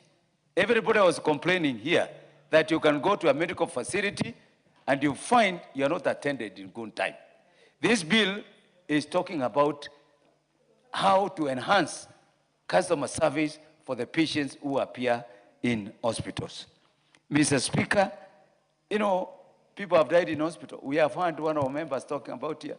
He went to an hospital. Nobody attended to their daughter, their son. So where is the efficiency? So really, this bill to me, I think has come the right time. and we need to pass it. The issue of whether it's an authority or not, that's not the issue. The issue is providing services to the citizens of this country. I therefore, Mr. Speaker, with those few comments, I want to support this bill and ask the members, please, let's support it, because every Kenyan is watching what this government is doing. They are listening to us. We have spoken about universal health care. We have spoken about share. We have spoken about many things, drugs, everything. Let's make it easier for Kenyans. Let's create a wealth community. Let's create, let's create a very affordable health services. I thank you, Mr. Speaker. Alice Nganga, are you for this? Yes, Dick Maungu. Mr. Speaker, I seek to rise on standing order number 95 and note that you seem to have had sufficient discussion on the same, Mr. Speaker, and therefore the mover may be called to reply with your permission. Is that the mood of the House? Yes. Mover, and as when you come to respond, pick the point that Rindikiri has said. You know, have you ever gone to a hospital in India? When you arrive in the hospital, you think you are entering a bank or an airport launch. Full protocol, PR, ushers, helping everybody. You go to a premier hospital in Nairobi, you find an askari with a rungu welcoming you. If you pass this law, you have to change this. Each hospital, if you want to give proper Medicare, psychologically, every patient has to be psychologically aided to feel that the place he's entering, if it's a hospital she's entering, is better than home where you are sick. But you enter a hospital and you find very furious bouncers standing outside with rungus. You don't know whether you are entering a war zone or a health facility. I hope this bill is going to change, because on our way to Singapore, we must carry everything and everybody to modernity. Yes, Jalango, the mover is to reply. You have something on this? Yes. That even as we discuss this issue and this bill, Mr. Speaker, you saw what is happening at Ishara Level 4 Hospital. It's very appalling, where even the mortuary attendant is having a bucket to wash bodies and embalm, and the water itself is dirty. So even this bill should address things like that. And another thing, as you talk even about bouncers and watchmen carrying rungus, there's even the worst thing in other district hospitals where they sell even coffins outside the hospitals. As you drive in with your patients to go in for treatment, they even lose hope of even getting well. So this bill should actually discuss, as you say, on our way to Singapore, we need to change a lot of things. And one of them should be what this bill is addressing. That the mover wants to reply on this, it should still come here and be sufficient for debate. Thank you, Mr. Speaker. Owen. Thank you, Speaker. And I want to say this in reply, Honorable Speaker, that this bill, the Quality Healthcare and Patient Safety Bill of 2025, is one of those signposts as we approach Singapore, is one of the signposts that we must see as we proceed on the journey. Because for us to really proceed to that first world level, then we need to take some measures to reform the health sector in this country. And one of the most important reforms that we must do is to look at care of patients and safety of patients. And that is why this bill is very fundamental on that journey, Honorable Speaker. Honorable Speaker, I have listened to the debate that has ensued, and apart from the issues that the Kisumu West MP was raising, there are certain fundamental things in this bill. For example, Honorable Speaker, if someone went to hospital and there was an accident or an incident that happened, and that patient seeks justice, he will require probably 3 years. We had Honorable Beatrice Alachi telling us about Justice Majanja's case, where I think there was a misdiagnosis of issues happened, and they have been seeking justice since then, and the court has never issued a ruling or a judgment on the same. And yet he was a judge. And yet this bill, Honorable Speaker, establishes a tribunal that brings on board members of the medical practitioner and legal officers who have a background in And legal I hope matter. you are not piling doctors in that tribunal to protect each other. No. Actually, the reason, Honorable Speaker, why this is coming here is that we have seen, if you look at KMPDU as a regulatory body for safety and all that, what they do some peer protection of the doctors there. If you go to the nursing council, if a nurse makes a mistake, you go there, they have some peer issues there and they protect each other. But this body that we are setting up, Honorable Speaker, will actually cure this. We also looked at the issue of forum shopping, where when you have an issue in the medical field as a professional, you want to see which area, which body can best protect me. And therefore, instead of going to the right body, you are tossed up here and there so that the doctor gets protection. We have nothing against doctors, but what we are saying is the safety of the patients must be guaranteed, not just in the Constitution, but even in the statute that we are passing. And this statute is very important, Honorable Speaker. So this bill, and I wish to request every member as we come to the third reading, Honorable Speaker, and as we debate at the Committee of the Whole, has very fundamental things that will change the health sector, Honorable Speaker, moving forward. And therefore, I want to thank those that contributed yesterday and those that have contributed today, and we look forward to not just the constitutional requirement that government must provide health services and health care, Honorable Speaker, but quality health care and safety for all patients. I beg to reply, Honorable Speaker. Honorable members, I'll now put the question at order number 10, which is that the Quality Healthcare and Patient Safety Bill, National Assembly Bill number 41 of 2025, be now read a second time. As members of that opinion say aye. Aye. Will those of the contrary opinion say nay? The ayes have it. A bill for an act of parliament to give effect to Article 43(1)(a) of the Constitution to provide for the responsibility of the national and county governments in the realization of quality of health care for patients, to provide for the establishment, powers and functions of the Quality Health Care and Patient Safety Authority, registration, licensing and accreditation of health facilities, to provide for the setting of standards for quality of health care and for connected purposes. Thank you, honorable members. On the next two orders, I've had a request from the promoters of the bill at Article 12, Public Participation Bill, to reorganize, and have sought the concurrence of Jane Kagiri. So clerk will start with 12 before we come back to 11. So call out order number 12. Order number 12, the Public Participation Bill, National Assembly Bill number 44 of 2025, second reading. Mover. Thank you, Mr. Speaker. Mr. Speaker, I beg to move that the Public Participation Bill, National Assembly Bill number 44 of 2025, be now read a second time. Mr. Speaker, allow me first to thank the Honorable Jane Kagiri for the indulgence. Mr. Speaker, this Public Participation Bill is one that has been long overdue. It is timely.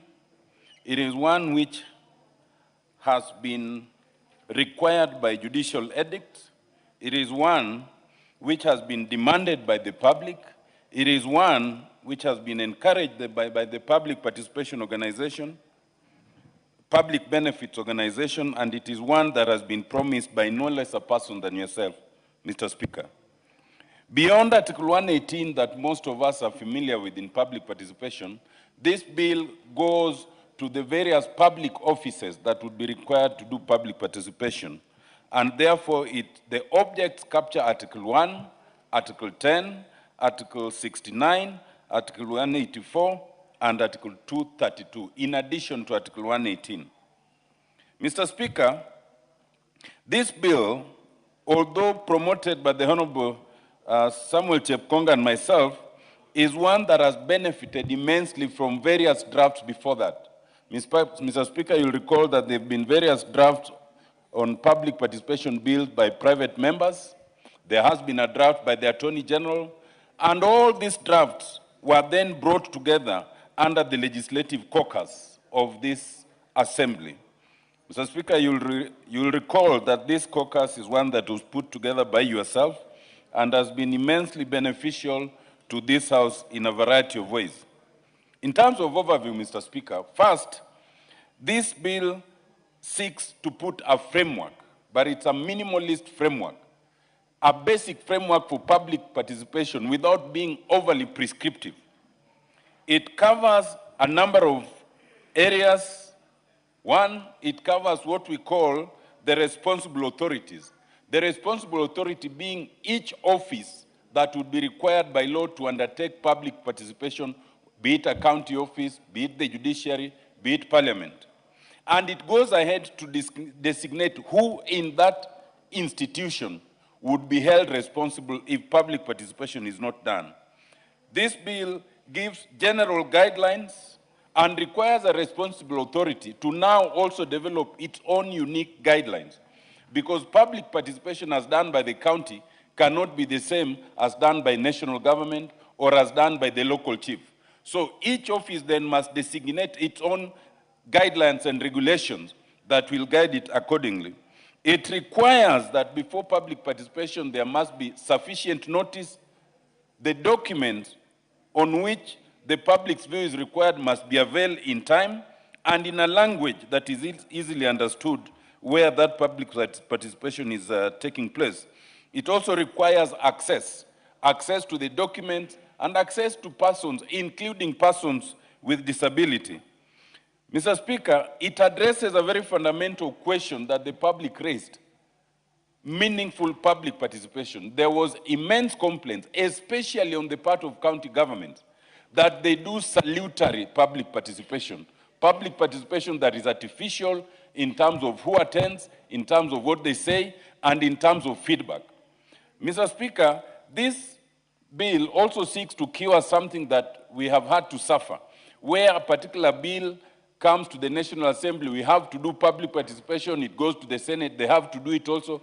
And so it provides that where either house has done meaningful public participation, you do not need to repeat it. And Mr. Speaker, in order to make this prescriptive and serious, this bill proposes criminal penalty. And the criminal penalty, where you fail to undertake public participation, is you'd be fined up to 500,000 Kenya shillings. Once it was published, Mr. Speaker, there was an advert in the papers, and immediately there was an avalanche of views that were sent by way of memoranda to this House. That was before we even undertook the countrywide, public engagements that we did.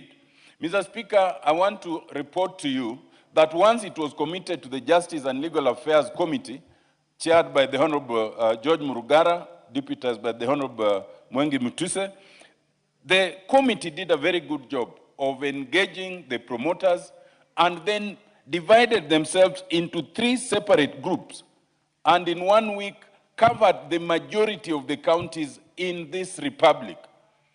In that exercise, the committee engaged with many groups, and they are all captured in the preface of the report in their thousands, so that in addition to what was received earlier, Kenyans gave their views robustly on the public participation bill.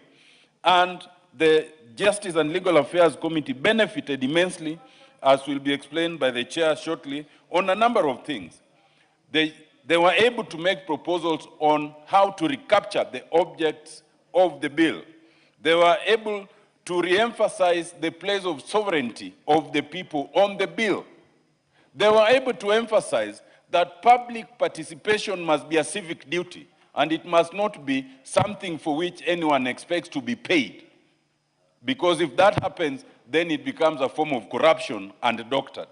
They were able to give feedback, Mr. Speaker, on the need to simplify the language and adhere to the wording of the Constitution, not just to print things in English and or Swahili, but to include Kenyan Sign Language.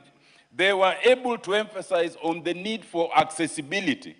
The irony of it, Mr. Speaker, is that there are places we went to as a committee, and our committee has 2 members who are living with disability, and they could not access the very place for public participation on the public participation bill. And so that has been re-emphasized. They were able to emphasize on the mechanisms of giving feedback so that the people can know whether their views were considered, and if they were, why they were rejected if they were not adopted. They were able to insist that any public participation exercise must have the assurance of Article 35, that there's freedom of expression and you will not be vilified or victimized because of what you say during public participation. They were able to say, Mr. Speaker, that in their opinion, the penalty of 500,000 is not even sufficient. They wanted the amount increased, and they wanted the alternative of a jail term. And they were able to say, Mr. Speaker, that at the end of the day, they would still want the court to have the last say on whether that public participation was meaningful or not meaningful, and therefore to be declared void or otherwise. Overall, Mr. Speaker, it is our opinion as the sponsors, and it is the opinion of the committee, that this bill is long overdue. Members should robustly participate on improving it. A lot of the things that one might see on the original draft will have been amended during the committee stage, and the amendments as proposed are actually contained on the last 3 pages of the report. There's a robust report which I urge members to read in all its 80 pages. Mr. Speaker, with your permission, I would beg to move and ask that the Honorable George Murugara second. Thank you, Mr. Speaker. George Murugara. Right. Thank you very much, Honorable Speaker. Honorable Speaker, allow me to second this very important bill, a bill that is long overdue.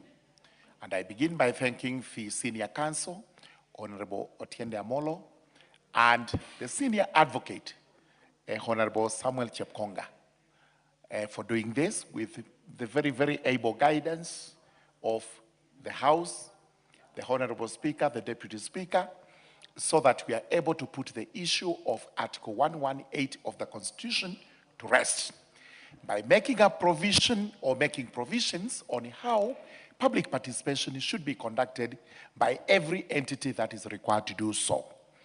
This was one of the bills we found most suitable because it had reservations for each entity to have its own guidelines as regards how they would do public participation.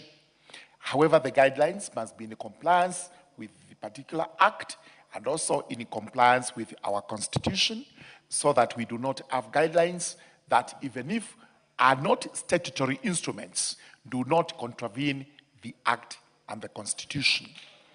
Honorable Speaker, I must also commend the Justice and Legal Affairs Committee and every member. They are all supposed to be here. I see my Vice Chairman present because we went around the country in 3 groups. We were able to talk to Kenyans at their local levels. The idea was to hear from them what exactly they expect when we do public participation. And their contribution is wide. It is well captured in the reports that we laid in this House. And most importantly, it is good to alert the House that they made various proposals for amendments, which proposals we went through one by one with a tooth comb. And most of them carried the day as far as we are concerned. We are going to propose those amendments in the 3rd reading of the bill, so that the public out there may also know that they were not wasting their time when they made those proposals. What came out most importantly was the fact that the public requires to know what is the fate of their contribution to any policy statement that they discuss or to any bill that is taken to them. Do they have to make proposals that are cosmetic, which means they are just on the surface of it to try and sugarcoat the bill, or do they have to make proposals which are deeply considered by the enactors of the law, by the policymakers when it comes to issues of public participation? It's interesting to say that for the first time, while doing public participation, we actually met children, because a group of young students from school came to us and they said they wanted to make representations. We were a bit taken aback because we felt possibly they were not of age, they may not have known exactly what is to be done, until our attention was drawn to Section 28 of the Children's Act, which actually equates children to adults, including making a provision that they would participate in all matters, including legislation that affects them. So we were convinced that we needed to hear the children, and I believe in most of the matters that we do, whether policy statements, policy papers, or legislation, children are affected, and it is the high time we started listening to them. Maybe it has two advantages. Number one, their being affected is taken into consideration. Number two, we are also growing them so that they know what is going on around them and they are able to grasp these matters as we go along, and as we go along to make policy statements, or we go along to make laws that affect them. Honorable Speaker, at the third reading of this bill, the Committee on Justice and Legal Affairs will bring the schedule of amendments proposed, which amendments we feel are very, very important. They enrich this bill, and they enrich it in such a way that it is the contribution of Kenyans that goes into the bill to make it a better bill than even what this parliament had come up with, so that at the end of the day, Kenyans consume what is suitable to them, what they consider to be most important to them, and we also settle the issue of courts trying to tell us what public participation is. They have always guided us that it should not be cosmetic, it should be valuable, it should not be seen to be just glossing over all that terminology, meaning now we are going to have an act of parliament dealing with Article 118 specifically, which is important to the rest of the country. With those remarks, Honorable Speaker, allow me to second.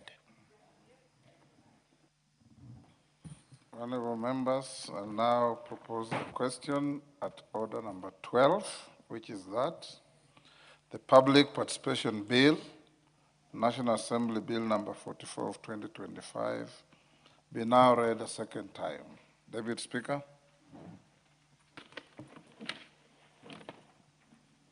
Thank you, Honorable Speaker. Sorry, apologies for that. Thank you, Honorable Speaker, for this opportunity to be able to contribute to the debate relating to the Public Participation Bill. I must first commend my colleagues in the Justice and Legal Affairs Committee, particularly the chairperson, and all the others for having done a very thorough job of preparation of this bill. I know that I was able to attend one or two of the meetings, particularly the last one when they were reviewing the entire act. And a lot of thought was put in. The participation was very animated, and they took into account all the issues that had been raised by the courts. But I just had two issues with the bill that I will raise. So I support the bill in its entirety, save for clause 20 and clause 12.2. Honorable Speaker, clause 20 says that a responsible authority who is conducting public participation, if they willfully fails to adhere to the principles and guidelines set out under the Act, commits an offense and shall be liable upon conviction to a fine not exceeding 5,000 shillings. Honorable Speaker, I tried very hard to persuade the members of the Jailer Committee, and there was various thoughts about it. But these are my thoughts. That clause proposes criminal sanctions on the various persons identified as responsible authorities. That would include the Attorney General, the Chief Registrar of the Judiciary, the Clerk of the National Assembly, the Director of Public Prosecution, and even the Clerk of the County Assembly, governors, etc. The worrying about this is that, yes, those responsible authorities may be the focal points in facilitation of the public participation, but it would be extremely dangerous and very alarming if there were to be criminal sanctions against them for things that sometimes they have no control over. Even a good manager can make a mistake in the course of their work or make an omission in the course of the work, even if they are acting in good faith. Let's take Parliament, for example. The Clerk of the National Assembly does not undertake public participation. He undertakes public participation as a responsible authority using the staff members of Parliament and who are supporting the relevant parliamentary committee. It would be wholly unfair to expose the clerk, in this case as an example, to criminal penalties for sometimes a task that he has delegated. He may not even be aware that those omissions were committed. So whenever, and I say it's sufficient that the penalties or the consequences could be that the law would be voided or is voidable. That should be sufficient. But to indict a single officer would be unfair. In fact, the responsibility should actually be on the entire committee.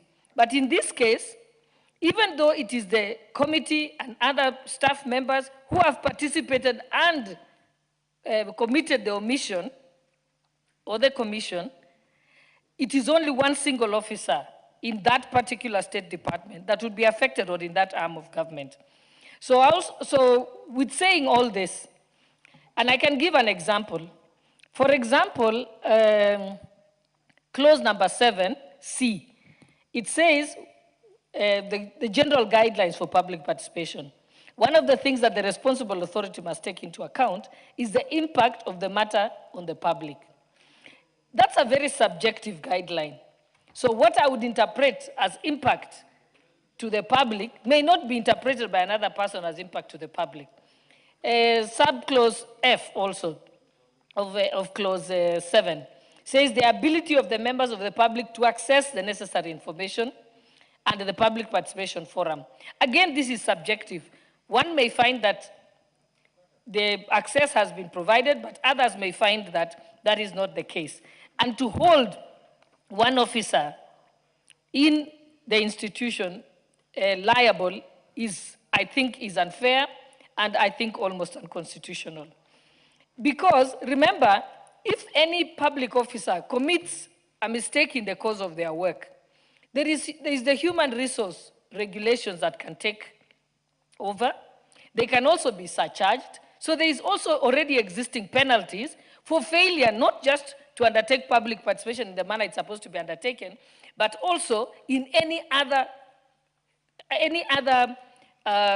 processes in the course of their duties.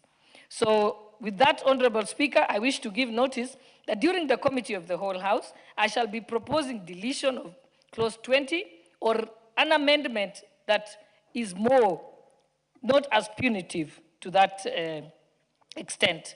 And then it takes me to the second one. And I want to say I agree with the entire bill, except only on those two items. Clause number 12, subclause 2. So subclause 1 says that a responsible authority shall analyze and take into account the submissions received from the public. That's perfectly in order. But subclause 2 says, a responsible authority shall publish the outcome of the public participation exercise. That's an onerous task. It's a very expensive task. It means they have to post it on the website, they have to post it maybe in the local dailies and other media, etc. I think that already so much has been put into undertaking the public participation and notifying members. They're already putting it on social platforms, the notices, the public hearings, the meetings, notice board, print media, electronic media, television, radio, etc. That's the publication that's done prior to the actual exercise being undertaken.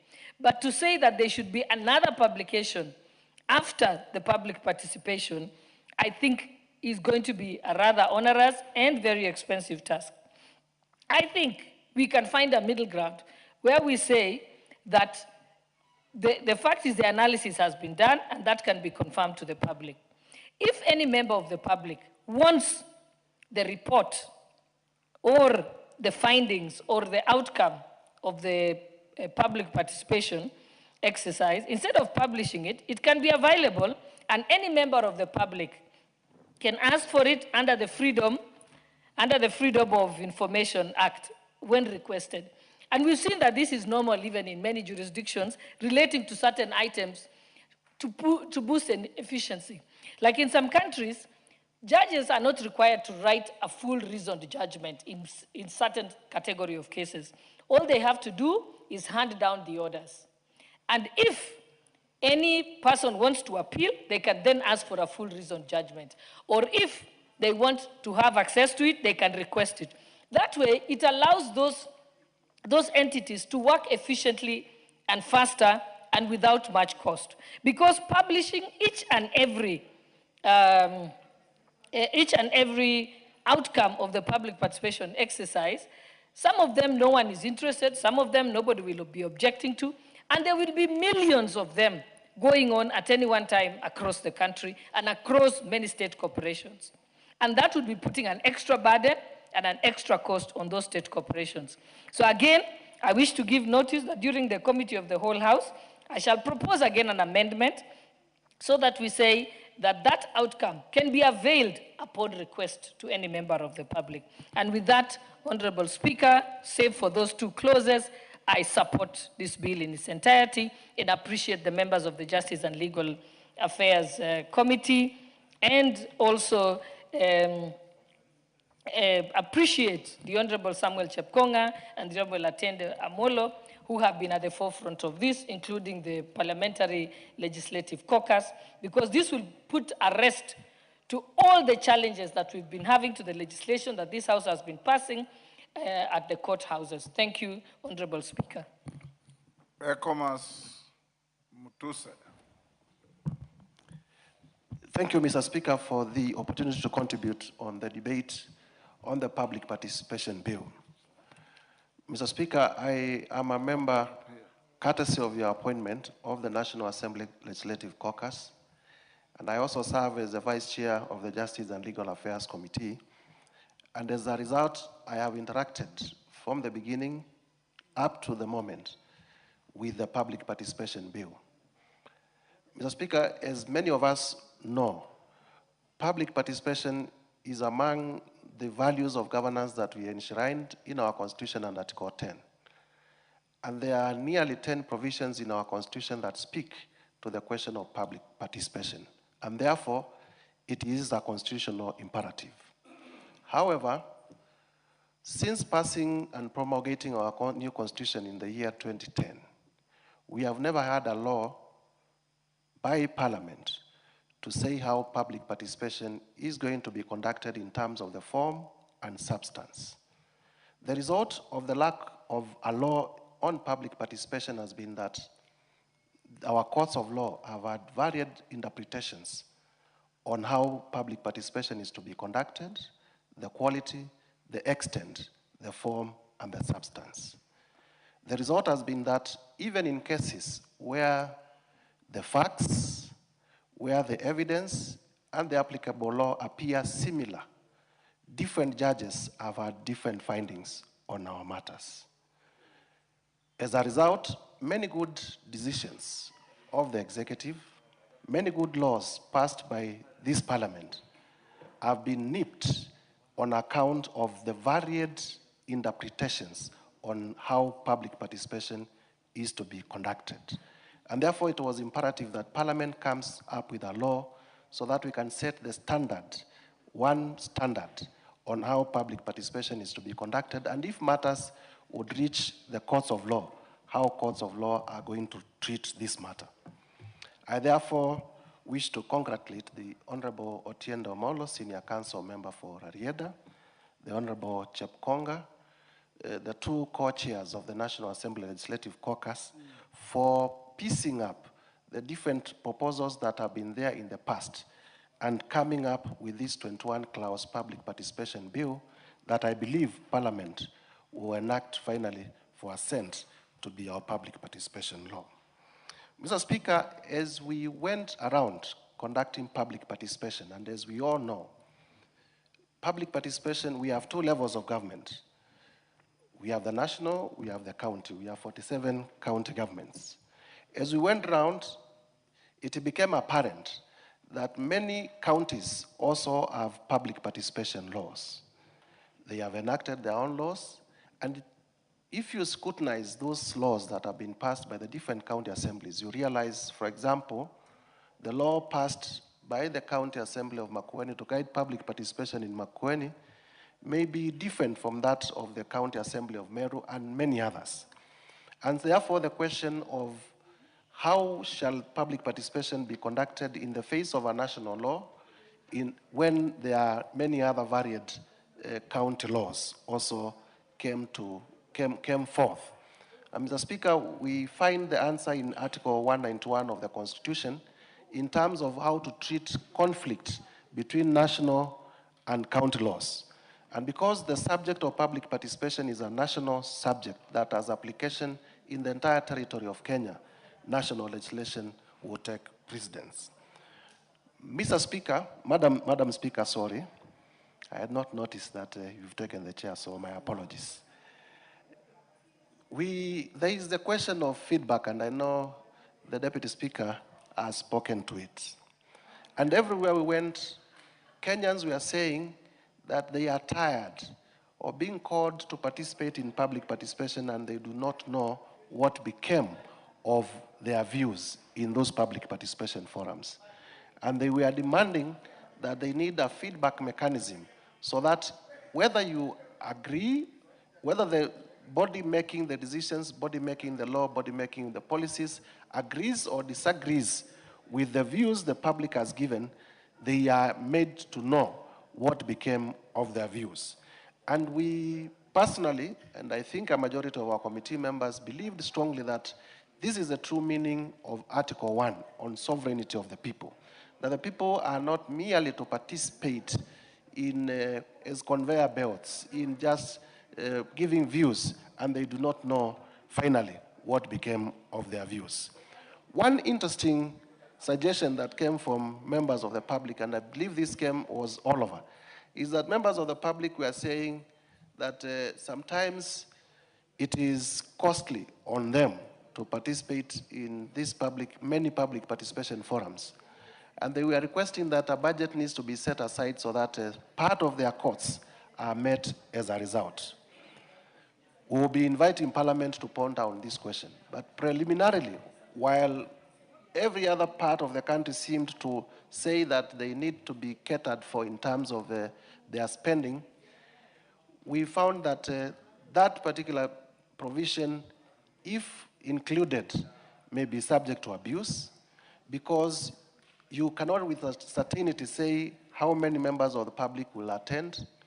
You cannot with certainty say and predict that across the year how many public participation forums you will have, and therefore it will be onerous at the beginning to imagine even now to budget it, and it may be subject to abuse because it is difficult in terms of record keeping, it is difficult in terms of determining what rates to give where and when.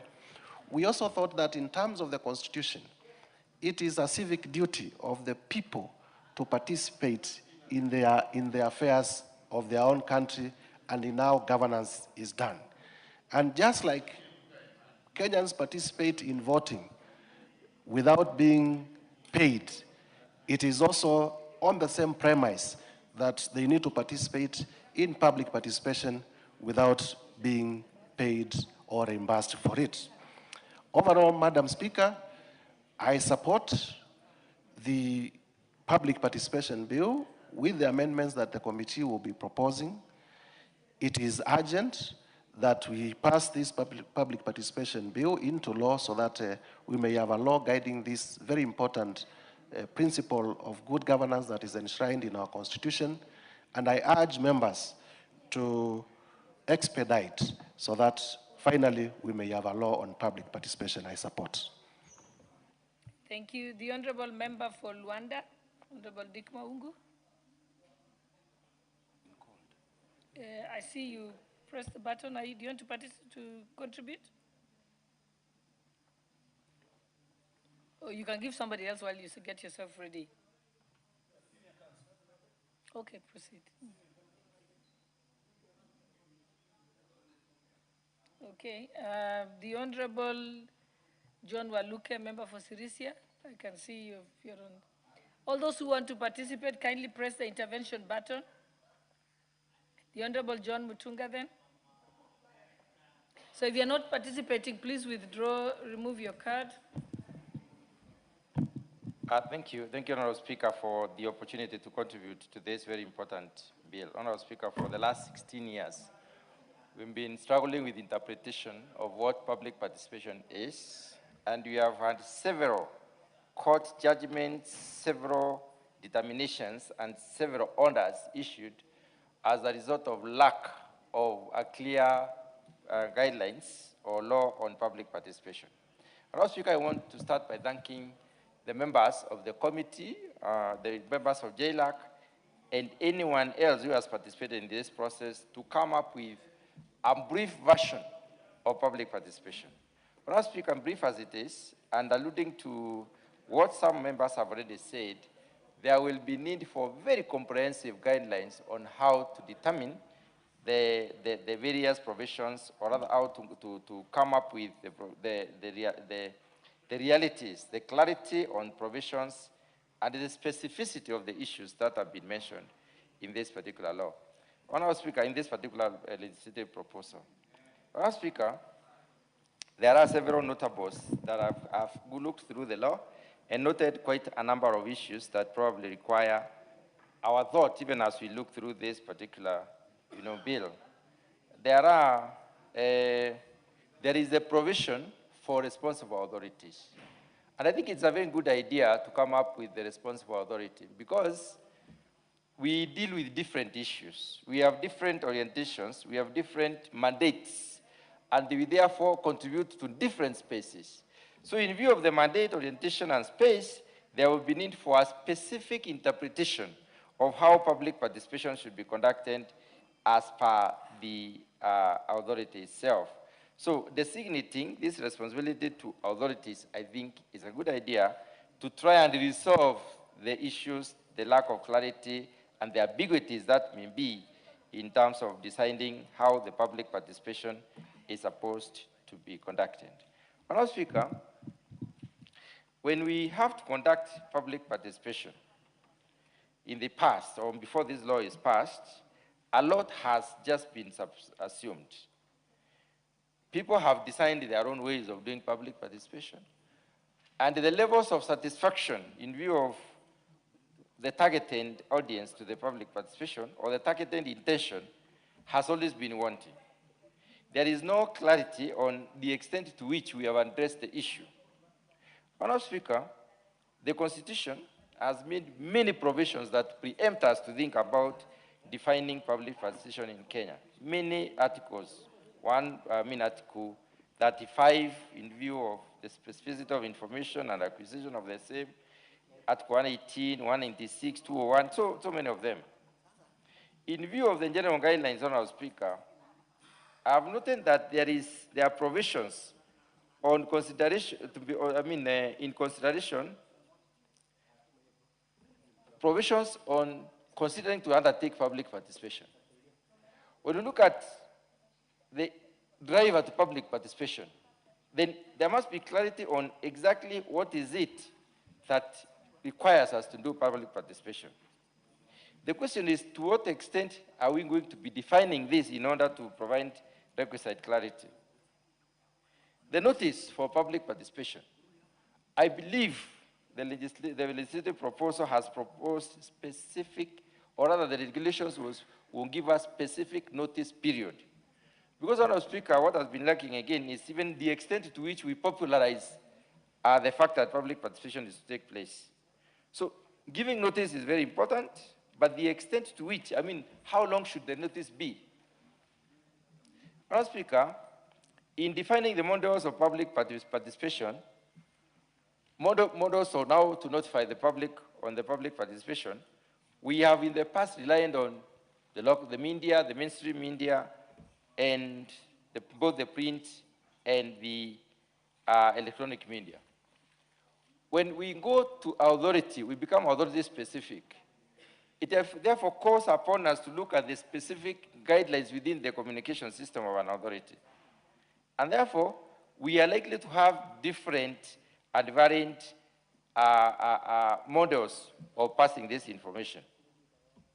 In terms of the submissions themselves during the public participation, Honourable Speaker, what comes to my mind is, how are we going to guide the submission? And I want to link this, Honourable Speaker, with the anticipated report.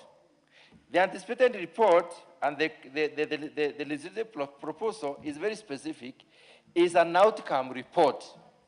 It is not a report of participation, it's not a report of the discussions that go by, it's a report of the agreements, what has come out of that particular public participation process. Honourable Speaker, looking at that and going back to the courts, I can see a possibility that unless the regulations are very, very clear, then we shall be having questions on the procedure, we shall be having questions on the quality, we shall be having questions of the reasonable time that has been given to public participation, and so on and so forth. In order to curb that, we may have to agree as a house how much time should we say is apportioned, a maximum, a minimum of so much, because maximum will again depend on the levels of participation. The processing of the responses themselves, Honourable Speaker, to satisfy Kenyans, they must be adequately responded to. The extent of the responses themselves, some of the responses may not be ready at the point in time when they are required to be given. They may also be requiring other decisions to be made off-site. So in view of the responses, Honourable Speaker, we will still need to ask ourselves, what is quality response and how much should a quality response basically contain? When it comes to access to public information, I mean access to public participation process itself, Kenyans are guided by the Constitution, especially Article 1, Article 10, Article 35, to basically seek for participation. And in pursuit for participation, based on the extent to which we have popularized a public participation process, people will come out and say they have not had enough time. So in terms of defining these guidelines, we need to be very, very careful on the provisions that we come up with that basically will define the way we develop the process of public participation. We need to be extremely careful on how we publicize public participation and how do we come up with the specific guidelines. Because when you talk about an authority, the authority is then left to use their own internal mechanisms and internal procedures to develop specific guidelines. But Honourable Speaker, all is not lost. In view of this particular legislative proposal, I have noted carefully that there are miscellaneous provisions. In these miscellaneous provisions, we are accorded an opportunity for additional information, for general penalties, and also transitional provisions. When it comes to additional information, there is always some new and different idea that probably would contribute to enhancing the position that has been taken. There will also be other people who may not have participated in the public participation process, and then they are given an opportunity. But Honourable Speaker, we must ask ourselves, to what extent should we open up Are we going to deal with the volume of the work that has already, of information that has been generated? Shall we be talking of timelines? How shall we determine quality? That's an issue that we need to think through even as we finalize this particular provision. Madam Speaker, on the penalties, I think it is important for us to look at the penalties again. As we determine the penalties for lack of or inadequate public participation, Madam Speaker, what are we saying? Is it the institution that is supposed to meet this cost? And if it is the institution that is supposed to meet this cost, how do this cost arouse consciousness or ensure that this institution will in future be able to deliver as per the expectations? To conclude my submissions, Honorable Speaker, public participation will need to be better guided. And in this particular case, I have in mind the supplementary legislation in terms of the regulations. When it comes to defining the regulations, we might be quantitative rather than being qualitative as we are here. Because qualitative provisions do not give specific guidelines. They are not very specific, and they open up too much. We might go back to what has always been there. We might backtrack instead of moving forward. With those few remarks, Honourable Speaker, I support adoption.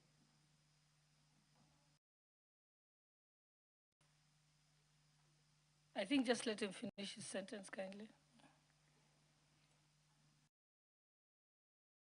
You finish your sentence, Honorable Mutunga? Because they left you midway. Yeah, Honourable Speaker, the last thing I was trying to say is that it might call us to be very specific and quantitative. And unless we agree on quantitative parameters to measure the quality, the time that is supposed to be taken, and the quality of the outcome. Because outcome, in my understanding, Honourable Speaker, is not the output report. It's not what happened. It is what was agreed upon and what was generally. We need to be able to measure how does a general agreement mean? By what percentage of people participating? What is the voting pattern of the people who are participating? So that we can be clear that we are satisfying the greater majority of Kenyans in a public participation process. Thank you, Honourable Speaker. Thank you. The Honourable Member for Tetu.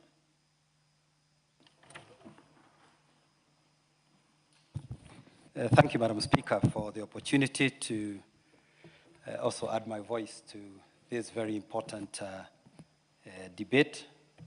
Madam Speaker, this is important because just like the people who have spoken ahead of me have said, we've had far too many laws in this country, good laws, collapse at the desk of the judiciary, and the common issue has been the issue of public participation. And Madam Speaker, two common words that have been used by the judiciary has been public participation being adequate and meaningful. And Madam Speaker, you'll agree with me that those are two words that are subject to very broad interpretation. The words adequate and the words meaningful. So Madam Speaker, I agree that public participation should not just be about ticking a box. It should not just be about going around and gathering a few people in a hall, inviting submissions. It must be something that must be seen that the people have actually participated fully and have lent their voice. A common issue around public participation has been where people feel that they give their views, but they don't feel like the final outcome or the final outcome that they see out of this house or out of whichever authority is conducting public participation, they don't feel like their views are, were incorporated.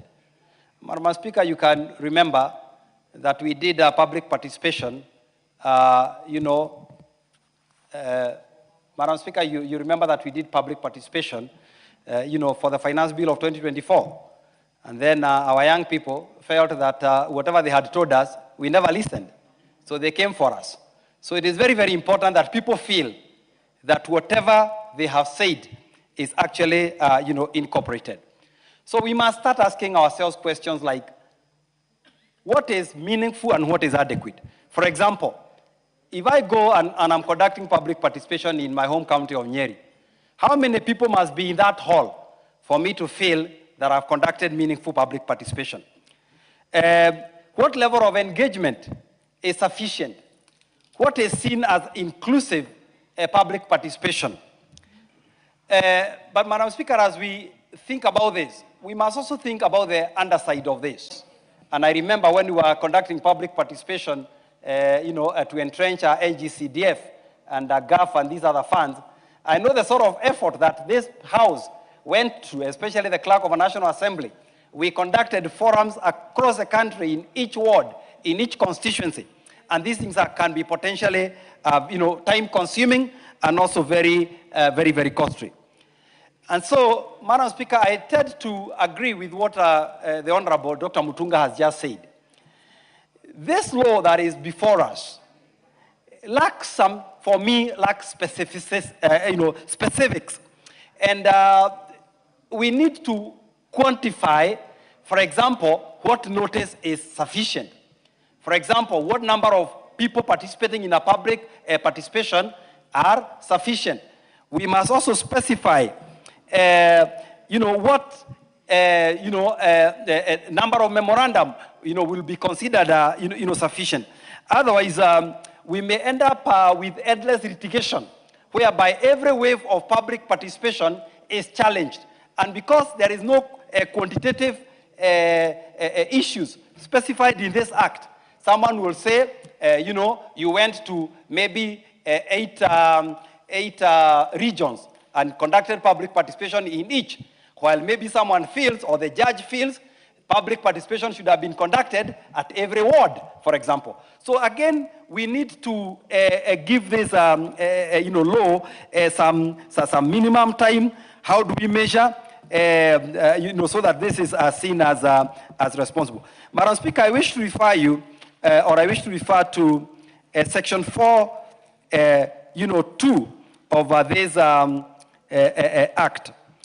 And if you look at Section 4.2a, again, it's talked about us conducting public participation in the formulation and implementation of public policy. Now, public policy is, again, a very broad document. A very broad issue.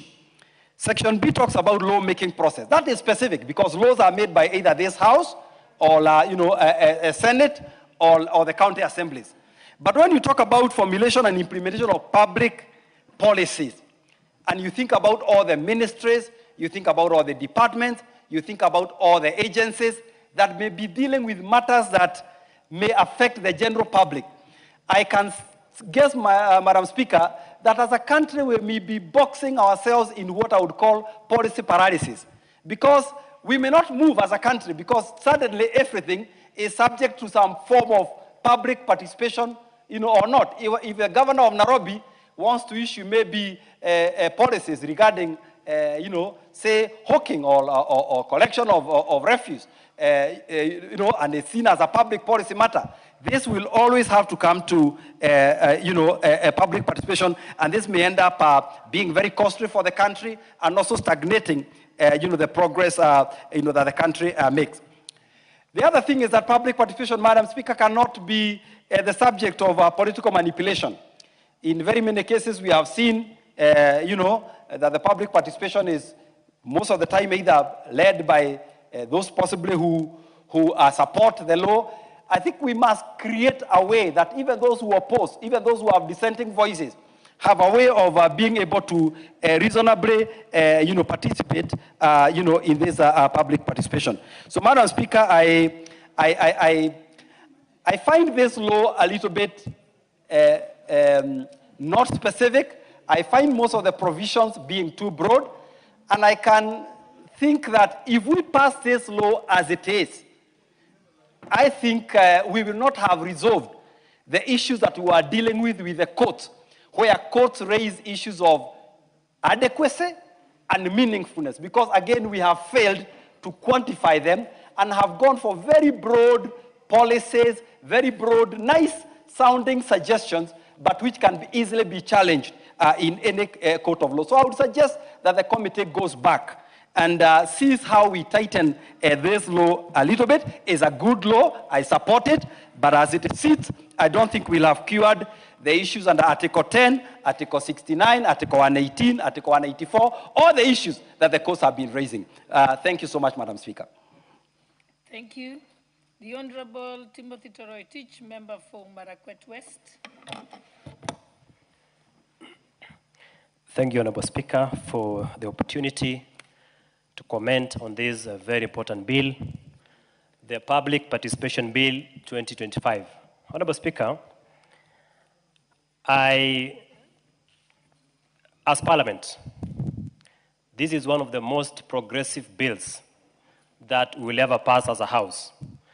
Honorable Speaker, in petition number 5 of 2017, British American Tobacco Kenya PLC versus Cabinet Secretary for the Ministry of Health and others, the court actually pointed out that we do not have a prescribed legal framework for public participation in Kenya. Honorable Speaker, the court recommended that Parliament should enact a legislation to provide for a proper legal framework on matters to do with public participation in this country. Honorable Speaker, Article 1 of our Constitution talks about sovereignty of the people, that the people are supreme.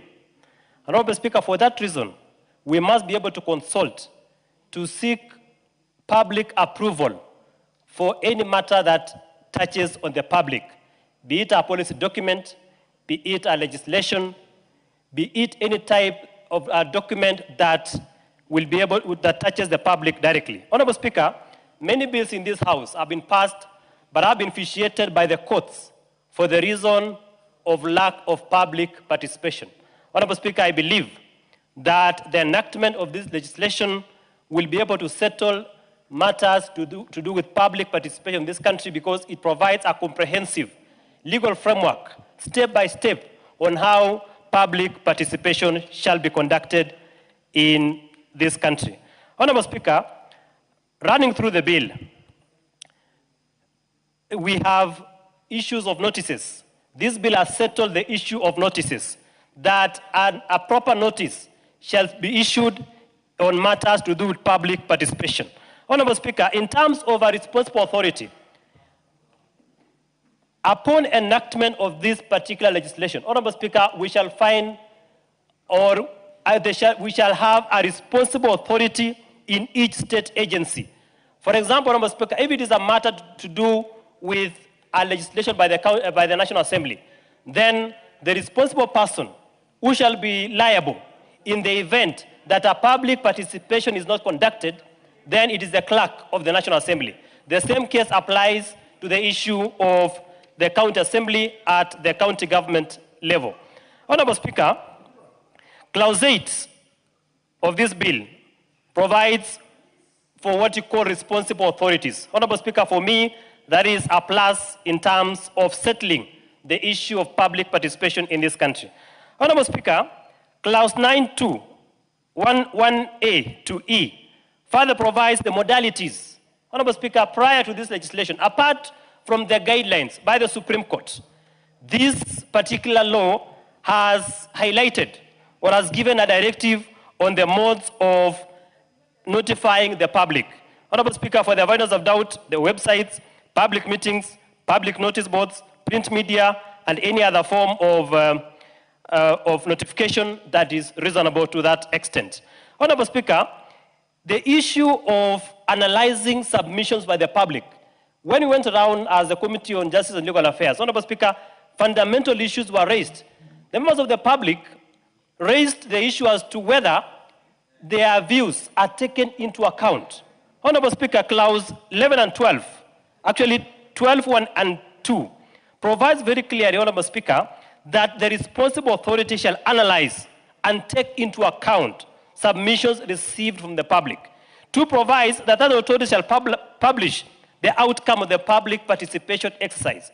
Honorable Speaker, currently, we do not have a framework of analyzing, taking into account, and publishing the views of the public. But, Honorable Speaker, when we pass this particular legislation, we shall have a framework of analyzing, taking into account, and further publishing the outcome of the public participation. Honorable Speaker, further, Clause 13.2, in terms of the language that the participants shall be able to use the law, this proposed bill provides that those undertaking public participation must use a language that the people in which we are seeking to undertake public participation are conversant to. Honorable Speaker, it says that language shall be English or Kiswahili or a language that the participants understand. Honorable Speaker, that is taking information to the people because the people pursuant to Article 35 have a right to information. Honorable Speaker, further, in terms of public participation by Parliament, Honorable Speaker, for the first time we have a proper guidance under Clause 18. For example, a bill that originates from the Senate and is passed by this House, Honorable Speaker, we have settled this under this particular bill, that if Senate has conducted a bill, has conducted public participation, and the bill is handed over to the National Assembly, then there is no need to duplicate public participation unless there are additional views that were not captured in the Senate. So, Honorable Speaker, that settles the issue of public participation in a bicameral setup like we have in this country. Honorable Speaker, further, and as I sum up, under Clause 20, for the first time, Honorable Speaker, we have created an offense. And Clause 20, for the avoidance of doubt, says that, or reads, a responsible authority who, in conducting public participation, willfully fails to adhere to the principles and guidelines set out under this Act, commits an offense and shall be liable upon conviction to a fine not exceeding 500,000 shillings. Honorable Speaker, that issue was contentious. There are those who are proposing that we should, as a House, we should amend to provide a civil remedy. For example, that law be vitiated. Once a public participation is not conducted, that law becomes null and void, depending on the arguments presented in court. Honorable Speaker, there are those who have said that it should remain as a criminal, we should retain the criminal punishment. In fact, others proposed that we should introduce a term of imprisonment not exceeding 6 months. Honorable Speaker, we agreed on some issues in the Jailer Committee, but in my own opinion, which I shall present at the Committee of the Whole, the issue of funding, the issue of funding in public participation. There are those who argued that public participation is a civic duty, and there is no need to give an incentive for individuals to appear in public participation. But, Honorable Speaker, in Kajiado, an old man said that he traveled all the way, almost 400 kilometers, to Kajiado town, and therefore should be reimbursed. You know, there's an element of reimbursement to cater for transport. So, Honorable Speaker, that is a contentious issue, and as a House, we must resolve. In my opinion, we should introduce a fund, a public participation fund, to be managed by the authorities as prescribed in the proposed legislation, so that, you know, it becomes reasonable to reimburse to a certain extent.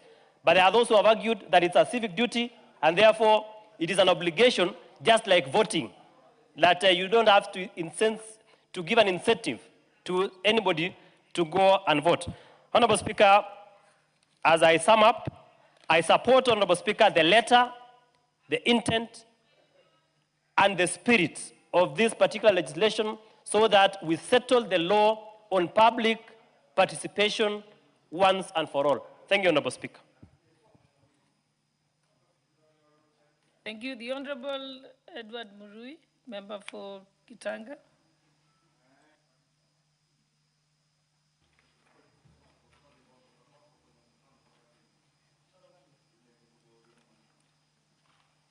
Give him the mic. I think next to you. Thank you, Madam Speaker, for the opportunity also to air my comments on this noble bill. And before I make my few comments on it. Allow me just to commend the good job done by Honorable Omolo Otiende and Honorable Chepkonga coming up with this bill. Madam Speaker, I have a few comments which again I'll be able to put in at the right moment, hopefully in the Committee of the Full House. But as a member of this caucus, I would like to put my support on this bill. It is good, but it can be better. Madam Speaker, maybe just two issues. Madam Speaker, this bill is grounded on Article 1 of the Constitution, that the power belongs to the people. And when you want to change the law of the people, the governance law, you must first and foremost consult the people. And therefore, these are very, very important and fundamental law which we need to look into very, very carefully so that we don't offend Article 1 of our Constitution. Second, Madam Speaker, the matters pertaining to public participation have seen themselves in the court corridors quite on a number of many, many matters. And I think the judges have proclaimed themselves on very, very many occasions that public participation need not only need to be seen to be done, but seen to be done. There must be a matrix to measure the qualitative and the quantitative participation, public participation. And they have also said numerous times that the law on public participation in our Constitution, it is not a decoration in our statutes and must be seen to take effect. And therefore, Madam Speaker, the question which this bill needs to answer is, has it responded to the issues raised on racial dissidenti by our courts, on the actual issues raised by the court, on whether it has met that threshold? And Madam Speaker, my view is that it is a hit and a miss. Madam Speaker, why are we addressing this issue? Because on numerous public participation, what the public says outside this house and what comes to this house are two totally different views. And therefore, the public are left wondering, what happened to our contribution? There are many examples. I can give the first example, is when we went out to do a public participation to impeach the Deputy President of this Republic. What did the people say?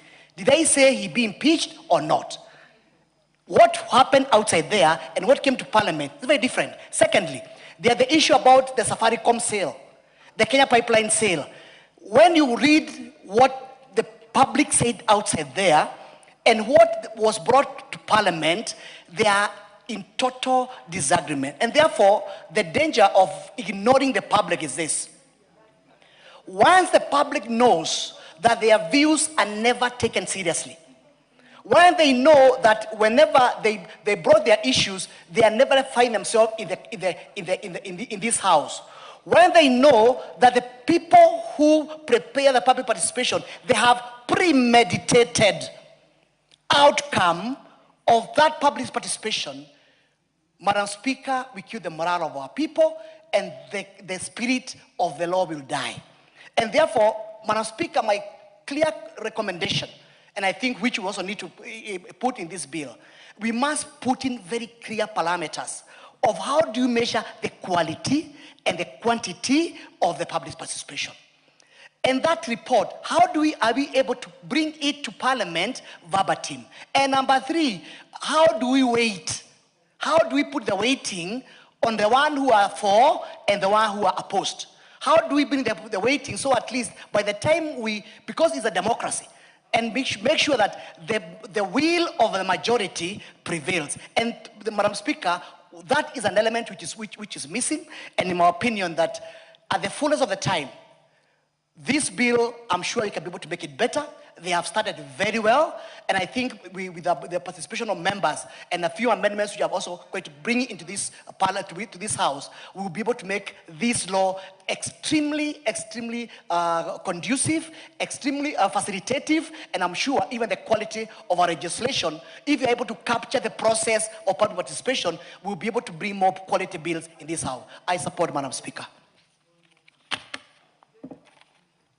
Thank you. The Honorable Sakimba, member for Kajiado South. Honorable Speaker, I also stand to support the bill by Honorable Chepkonga and Honorable Otienda Amolo on the Public Participation Bill 2025. Madam Speaker, it is good to appreciate that this House is mandated to make the laws, and having observed the Constitution, it's basically the foundations of the legitimate to lawmaking, to have the voice of wananchi. Madam Speaker, laws made without wananchi, it ends with the struggle ends with the wananchi. And the proposed bill is going to ensure, the way I've seen the content of the proposed bill, is ensuring to have even an authority, which makes me happy, that is able to come up, if you look at the clause 8, 2, a notice under section 1 shall include venue, time, date, and mode of public participation. Every time court directs and looks on terms of on the nature of notice, time, and even the adequate information that has been obtained. Because they look on the real facts, it's not just on the mere public participation, but they try to see if whatever was collected from wananchi, is it able to influence the outcome? And Madam Speaker, we have been participating in public participation. And we are building trust on public participation to be mostly on the memorandums written by people who are more informed. But this bill today is coming to take care of the wananchi who are going to be affected directly by the law this House makes. Parliament, or the proposed bill that have been brought today in the floor of the House, is going to create a trust between us and the wananchi, or the Kenyan people, by knowing that whatever this Parliament passes, whatever the county assemblies passes, we are passing what they understand. If you go back and see the clause 12, even on the account, I've really checked even the 13.2. They are saying that they have even introduced now the issue of both the English and Kiswahili. But they are also looking at the laws that are better understood, practical, and acceptable. We have been seeing languages, all of us are not lawyers, even myself, I'm not a lawyer. But we even see the words which are in our constitution, or when we are making a law, even the wananchi is not able to even to interpret. And given the time that they are told to come for public participation, even to be told, it is very hard. So by having this kind of organization to have who now takes the responsibility, it is going to assist this country in a big. Allow him to finish his sentence. Allow me to finish, please. Madam Speaker, we have been having a problem of lack of evidence because we don't have records. We don't know who has been consulted. And I agree with other members who have presented on the issue of the matrix. We can be able to understand who are these people who have been interviewed for the public participation, who participated, and then what have they said? Because we find out this House, it is very rare to get the report that says, this is what the people said, these are the people who have been interviewed, these are the people who participated for the public participation, these are the people who agreed, these are people who have disagreed. And I agree with this one, it's going to assist a lot, Madam Speaker. and I stand just to support. Thank you so much, Madam Speaker, for giving me a chance. Thank you. Thank you. The Honorable Ivo Barra, member for Kabonda Kasip.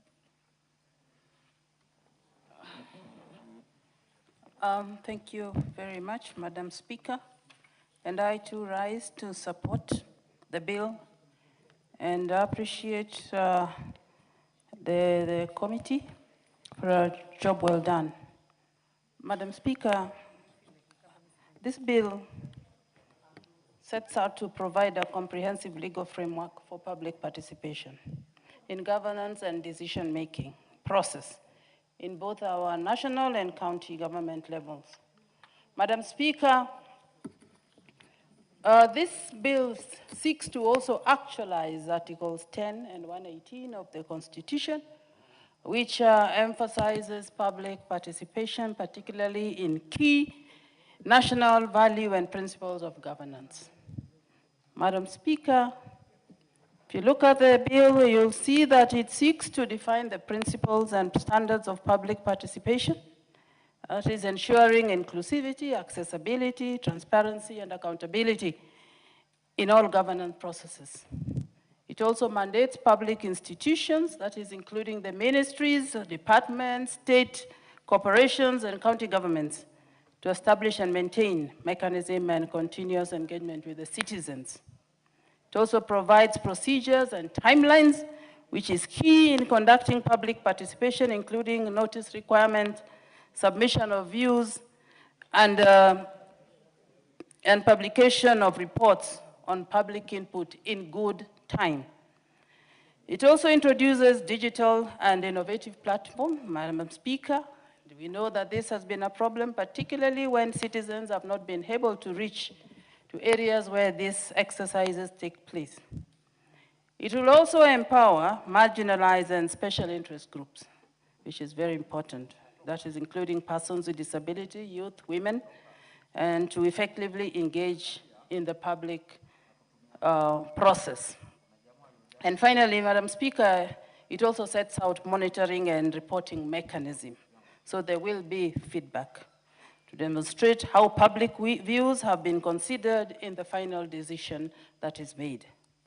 Madam Speaker, I looked at the key results area of this bill, and I'm happy that it promotes transparency, inclusivity, and accountability in governance. Madam Speaker, it also strengthens citizen engagement and trust in public institutions. It will also enhance policy legitimacy by integrating public participation input in decision-making.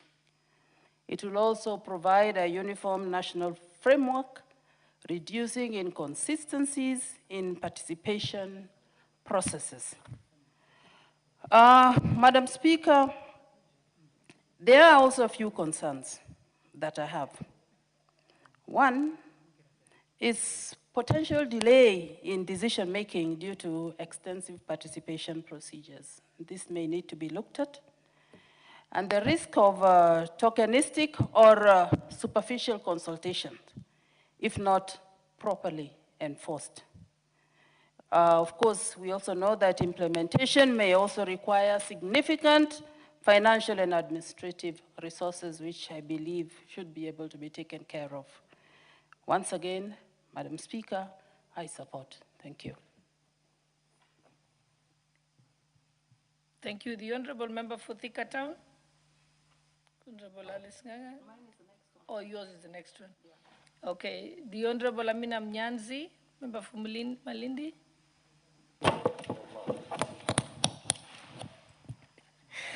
Mheshimiwa Spika, asante sana kwa kunipatia hii nafasi. Na Mheshimiwa Spika, nasimama hapa kuunga mkono huu mswada wenye ambao uko hapa mbele yetu. Nao ni mswada wa ushirikishaji wa umma katika taifa letu la Kenya. Mheshimiwa Spika, wazungu wanasema power belongs to the people. Na sisi Waswahili tunasema madaraka ya nchi iko kwa mwananchi. So Mheshimiwa Spika, katiba yetu ya Kenya imepatia madaraka makubwa sana wananchi wa Kenya. Na katika katiba yetu Mheshimiwa Spika, venye ambavyo imekuwa imepitishwa, masuala ya ushirikishaji wa umma katika masuala ya maendeleo, katika masuala ya miradi, katika masuala ya sheria imeipatia umma nguvu na kipaumbele ili kuhakikisha ya kwamba kile kitu ambacho kinachokipitishwa hapa ndani ya bunge la kitaifa katika county governments zote za Kenya iwe ni jambo lenye ambalo linaambatana na matakwa ya wananchi. Mheshimiwa Spika, hapo juzi na jana kumekuwa hakuna utaratibu wa kueleweka ya kufanya masuala ya ushirikishaji wa umma katika miradi, katika masuala ya maendeleo ya Kenya. Na saizi mswada huu utaweka mambo wazi. Mheshimiwa Spika, mswada huu unatupatia mwongozo wa jinsi gani ambavyo public participation ama ushirikishaji wa umma unakwenda kufanyika. Mheshimiwa Spika, hapo juzi na jana Mheshimiwa Spika, tumeona kwamba kumekuwa na ushirikishaji wa umma wenye ambao haueleweki Mheshimiwa Spika, na saizi huu mswada kama utapita uweze kutupatia huo mwongozo, itakuwa imefungua masuala ya kueleweka ndani ya taifa letu la Kenya. Mheshimiwa Spika, umuhimu wa ushirikishaji wa umma ni kwamba tunapatia wananchi nafasi ya kuweza kukubali ile miradi, ya kuweza kukubali zile hoja zenye ambazo ziko hapa bungeni na hali kadhalika. So sisi tunapatia hawa wananchi hiyo nafasi, tunapatia hawa wananchi hiyo nguvu, ndipo pale ambapo hawa wananchi watakubali na wataweza kuelewa umuhimu wa hili jambo. Mheshimiwa Spika, Mheshimiwa Spika, sheria zenye ambazo zinapitisha kwa kupitia ushirikishaji wa umma ni vitu venye ambavyo vinaeleweka na hazitaweza kuleta sintofahamu kwa wananchi. Saizi masi mengine ukienda ukifanya mradi ama ukifanya kitu wewe kama kiongozi, kunakuwa na vile vidole vya walawama kwa sababu watu hawajaelewa umuhimu wa ushirikishaji wa umma katika kufanya masuala kama haya. Mheshimiwa Spika, na kama vile wenzangu walivyosema, hii mswada tunapoupitisha, jambo la kwanza, hii kutakuwa kuna uwazi, hakutakuwa tena na ile sintofahamu ya kwamba jambo hili limefanyika ama halijafanyika. Kama kuna any public participation ama ushirikishaji wa umma, wacha iwe ni kitu ambacho kiko wazi, wacha hiyo ripoti iwe iko wazi, iwe ni ripoti yenye ambayo inaweza kufikiwa na kusomwa na kila Mkenya. Ndipo pale ambapo hawa wananchi, Mheshimiwa Spika, watakubali miradi, watakubali miswada kama hii ili Kenya yetu, Mheshimiwa Spika, iweze kusonga mbele. Mheshimiwa Spika, nafikiri hata hili jambo la kwamba yule ambaye atabeba lile jukumu ya ile public participation inapofanyika ni muhimu sana liweze kuwekwa wazi na liweze kueleweka. Hapo juzi na jana tumeona huu ushirikishaji haujakuwa wa kueleweka vizuri, Mheshimiwa Spika. Na saizi wale watu ambao wanakwenda kufanya hii activity ya public participation, wao pia wanajua kwamba wako na lile jukumu ya kwamba hili jambo tunapokwenda kulifanya, wako na jukumu ambalo wamelibeba, na iwapo mtu atakwenda kuweka vitu venye ambavyo havieleweki na havikuzungumzwa kule chini mashinani na wananchi waweze kujua ya kwamba saizi pia kuna sheria zenye ambazo zitaweza kufuatiliziwa na hawa watu waweze kujipata pabaya. Mheshimiwa Spika, Mheshimiwa Spika, wacha niweke kilio changu leo kwa wananchi wa Kenya. Nafikiria kuna mbunge mmoja hapa ambao ameweza kueleza masuala ya public participation na kushirikisha umma ni masuala mazuri sana, Mheshimiwa Spika. Lakini rai yangu, Mheshimiwa Spika, leo hii mimi pia inaenda kwa wananchi wetu. Lazima jambo hili lieleweke wazi, Mheshimiwa Spika. Kama wale wananchi wenye ambao watakuwa wanaitwa katika mikutano kama hii, kama watakuwa wanapatiwa kitu kidogo kama transport yao ya kuweza kurudi manyumbani, ama itakuwa iko vipi? Kwa sababu Mheshimiwa Spika, tukisema masuala ya public participation, mfano mzuri kama kule kwangu Malindi, tukisema tunafanya public participation kama hivi juzi Mheshimiwa Spika, tumekuwa na kushirikishaji wa umma kwa masuala ya sheria za uvuvi. Na masuala ya sheria ya uvuvi tumeweza kuzunguka mahali kote kwenye ambapo panaathirika na masuala ya uvuvi, Mheshimiwa Spika. Na kule Kilifi County kwetu, Mheshimiwa Spika, tuliweza kufanya mkutano wetu pale Kilifi.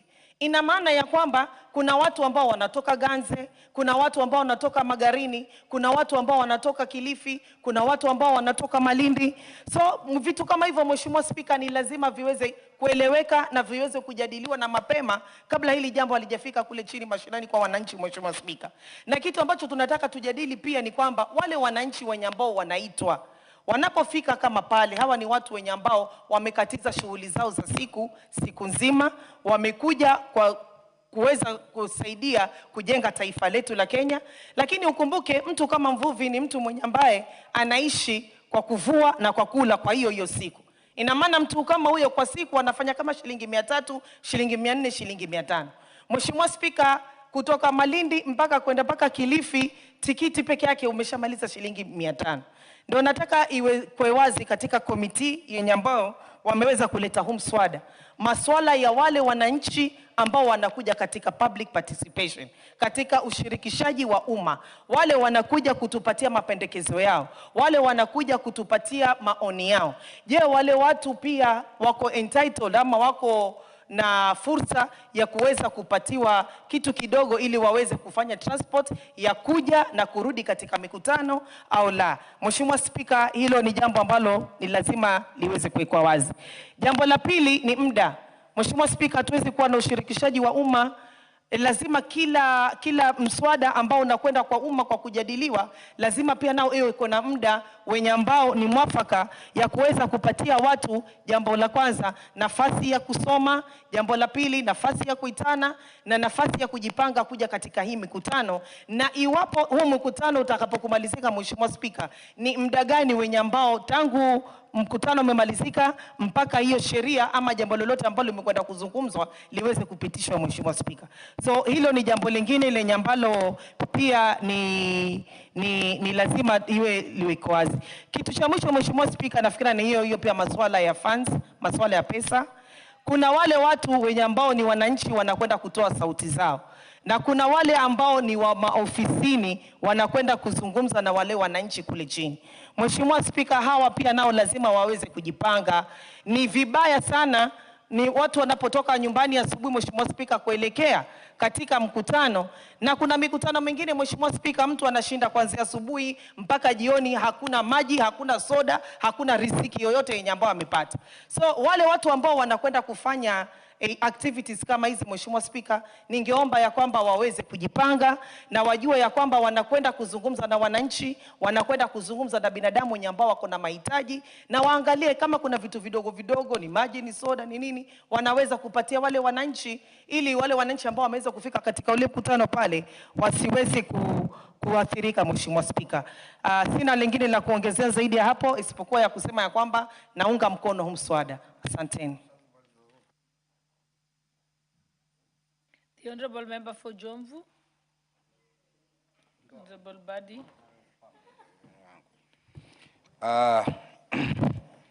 Asante sana Mheshimiwa Spika kwa kuweza kunipatia nafasi hii pia na mimi kuchangia mswada huu.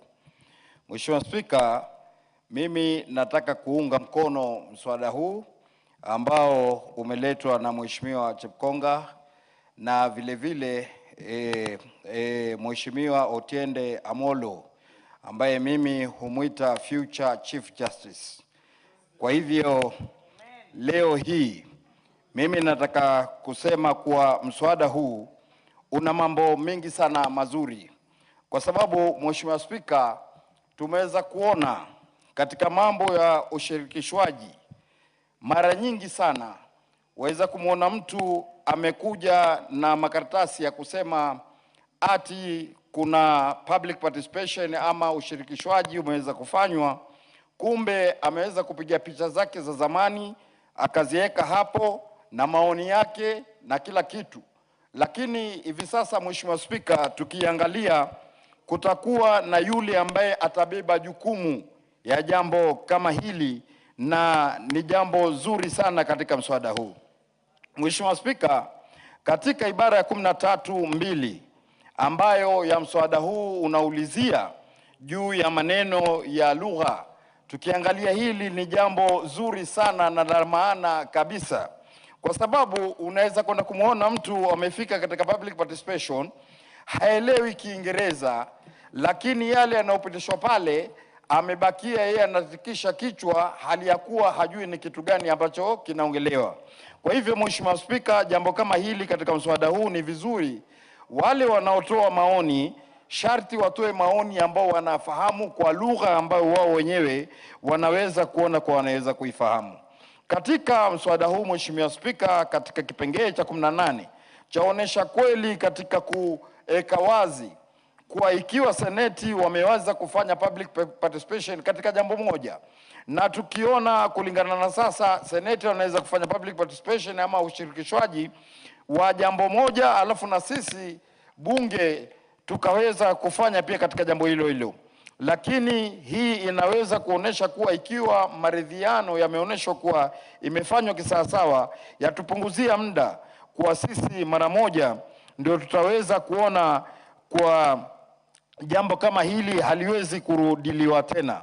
Mheshimiwa Spika, katika kipengele cha 20 ambacho ya mswada huu yasema kuhusu adhabu ama offense, na tukiangalia hili ni jambo ambalo la kweli, kwa sababu watu wengi ni warongo Mheshimiwa Spika, katika kuweka maneno wao wakiwa kwenye meza wanapeleka maneno ambao sio wananchi ambao wameweza kuyazungumza kutokana na pale chini.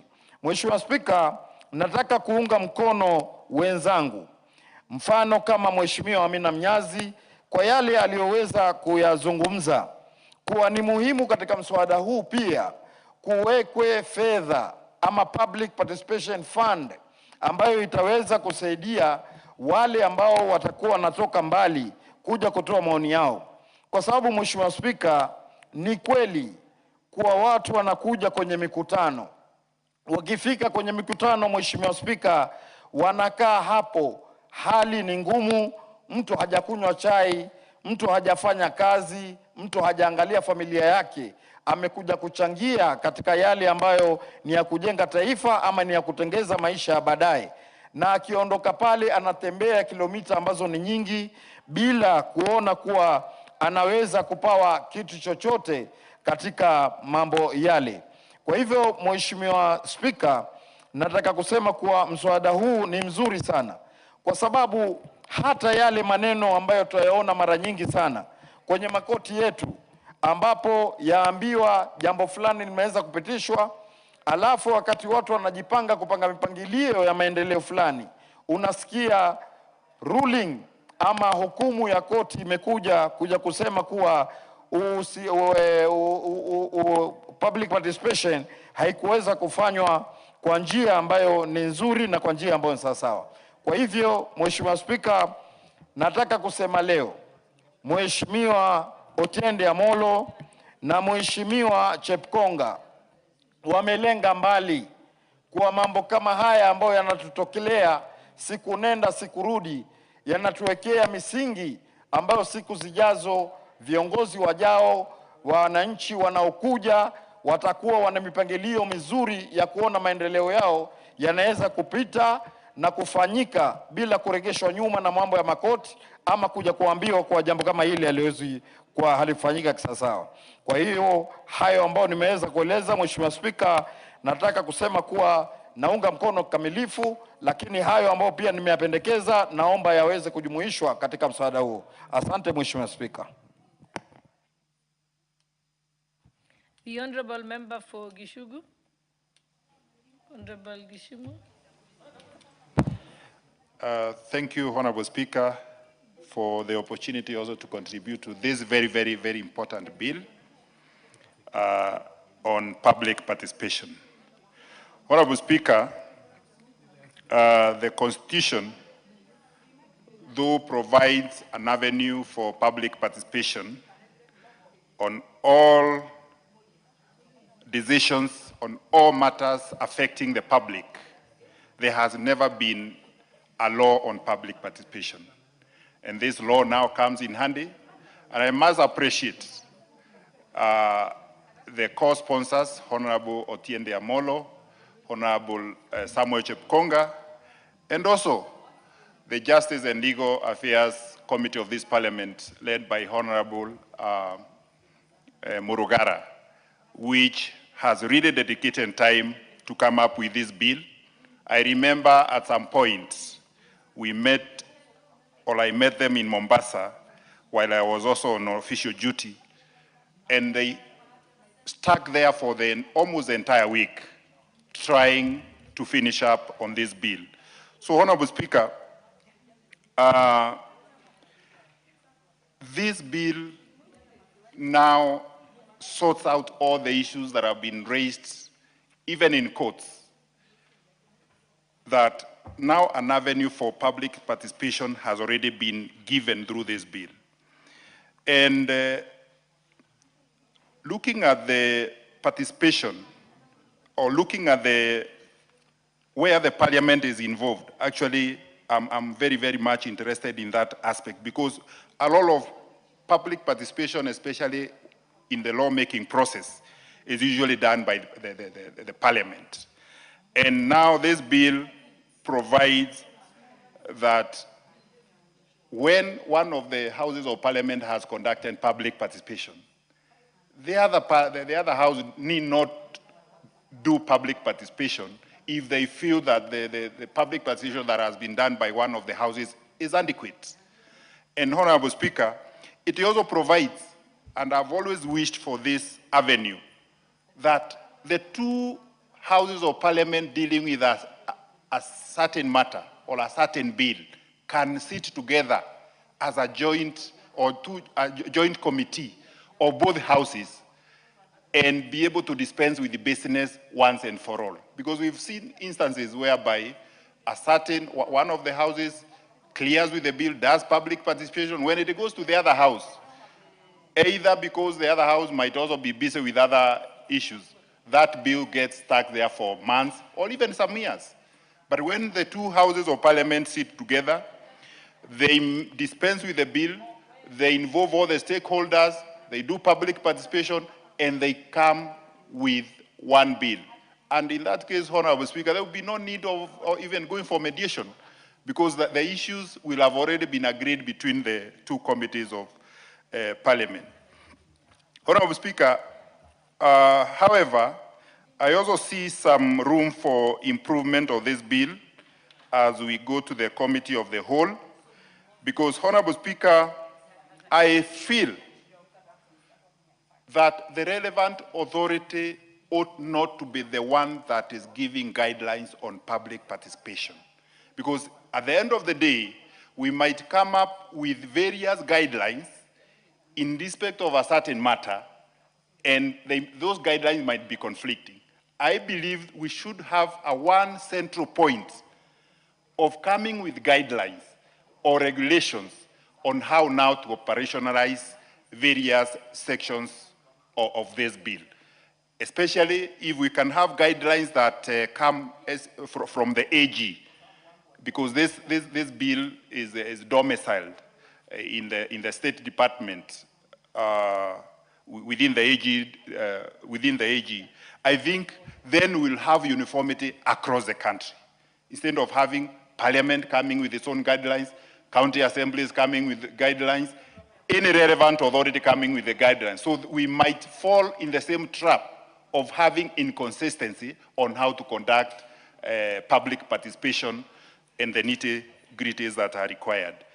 Honorable Speaker, another area that I feel we need to improve on is section clause, the clause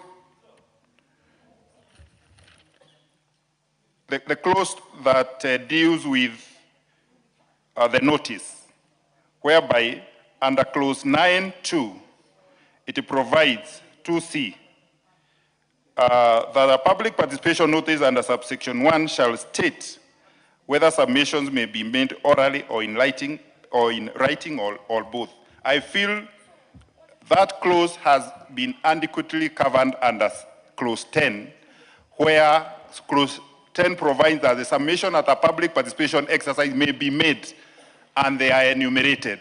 So it is very, very important that a notice does not bar anyone from making submission in any of the forms that are provided under Clause 10.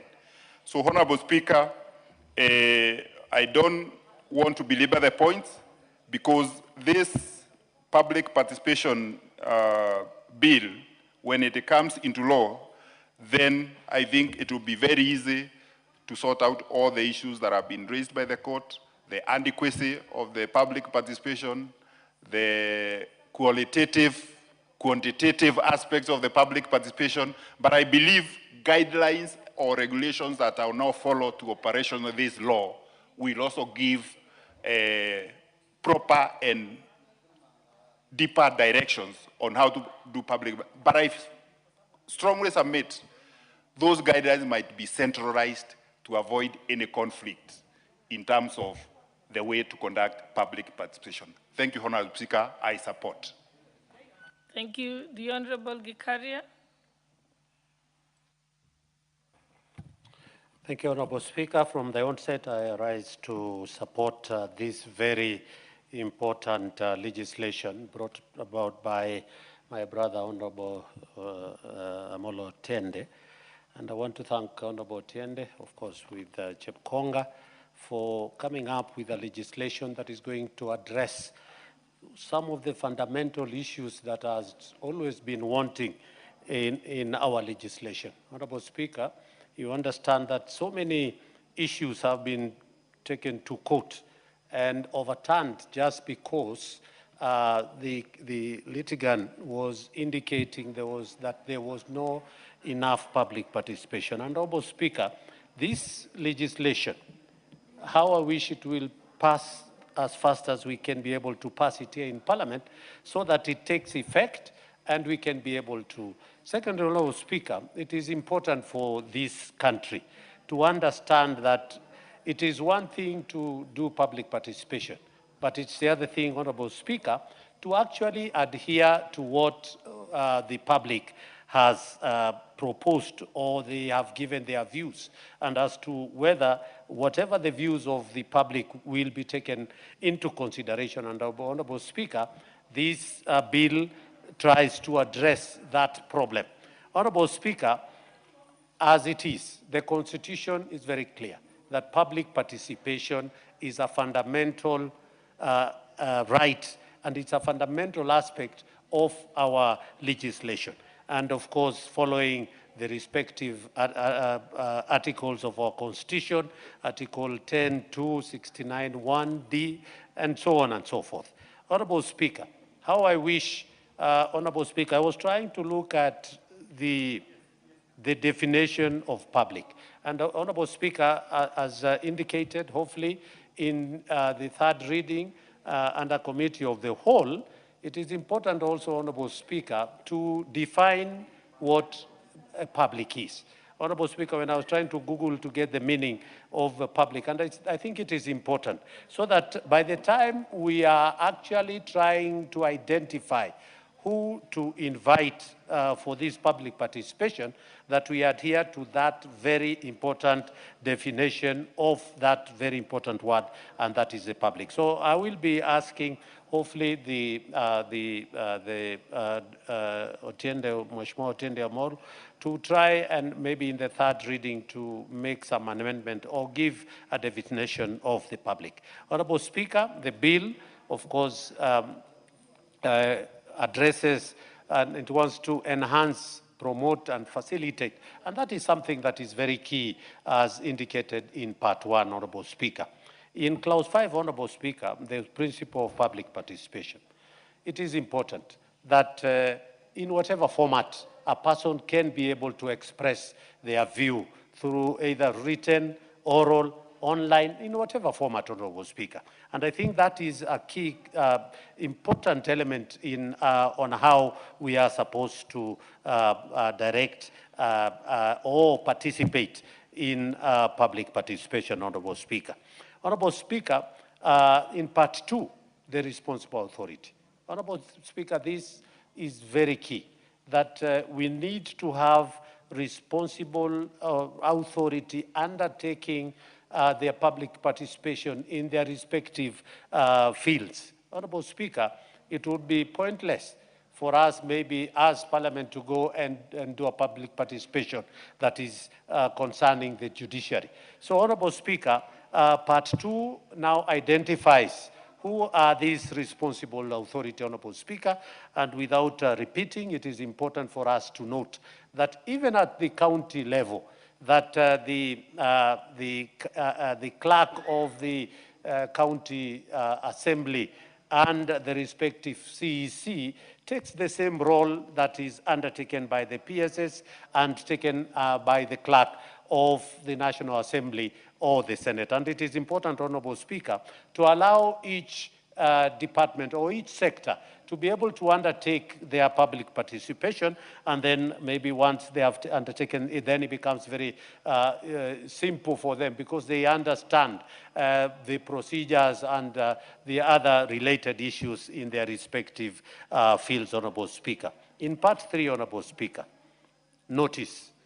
That notice it has always been used as a tool for people to be able to, conceal the notice, the dates, the venues, and the mode that will be used in public participation so that I can be able to get the result, or of course, predetermined result that I want to. If it maybe it's me who has been bestowed that responsibility, I will only be able to bring, but that notice that is public out there, then it, of course, stops and gives Kenyans an opportunity for them to be able to, and in different formats, Honorable Speaker, as indicated in Clause 9, where different formats, electronic websites, print media, and different modes will be used, Honorable Speaker, so that people can, I was actually then trying to see, Honorable Speaker, then what happens to the vernacular languages, television stations or radio stations? But that has been addressed as I was going through the bill, Honorable Speaker. Somewhere down there, it has actually expressed that under Clause 13.2, that if we are in a place where maybe the participant or the public do not speak the two national language, that is English and Kiswahili, then they might be allowed to. So again, that calls for maybe, Honorable Speaker, an interpreter. For assuming if we are going there as Parliament to conduct a public participation, but we are not fluent to that language, then again it calls for an interpreter to be able to interpret exactly when it is coming from the participant and also when it is coming from the responsible authority undertaking the reasonable time, Honorable Speaker. Sometimes somebody wants to express, and it's just only you have a minute or 30 seconds. And they don't have enough time. And I think reasonable time then, Honorable Speaker, that is given to participants or the public when they are giving their views, Honorable Speaker, it is very key. Consideration of submission, Honorable Speaker, it is important, and not only consideration of the submission. Honorable Speaker, this bill gives birth to that submission must also be published. And that is very important, so that the public and the people who are participating can be able to look at the public participation and see whether whatever they contributed was actually captured and published, through the publication, then they can be able to. Honorable Speaker, the gazettement of specific guidelines. And I think that is very key, Honorable Speaker, and an open forum where the public can be able to come and give their views as indicated in Clause 18, which is important.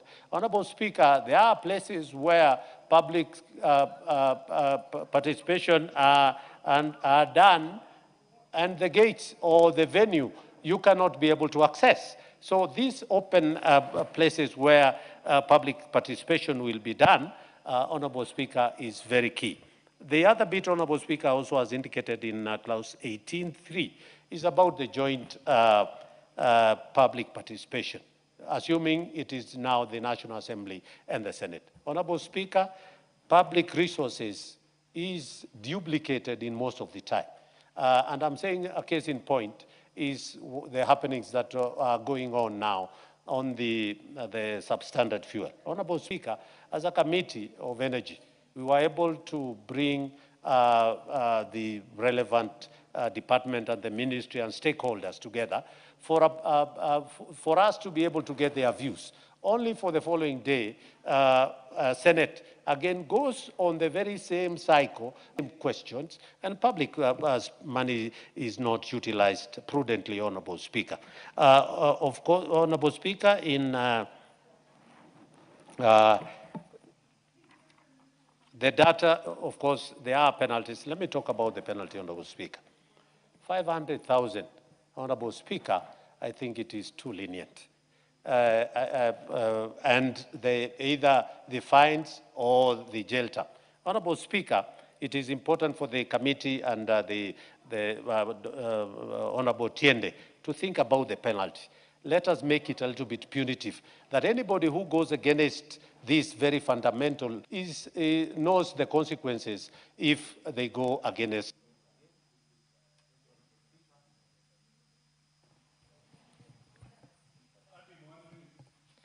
You can finish your sentence, please.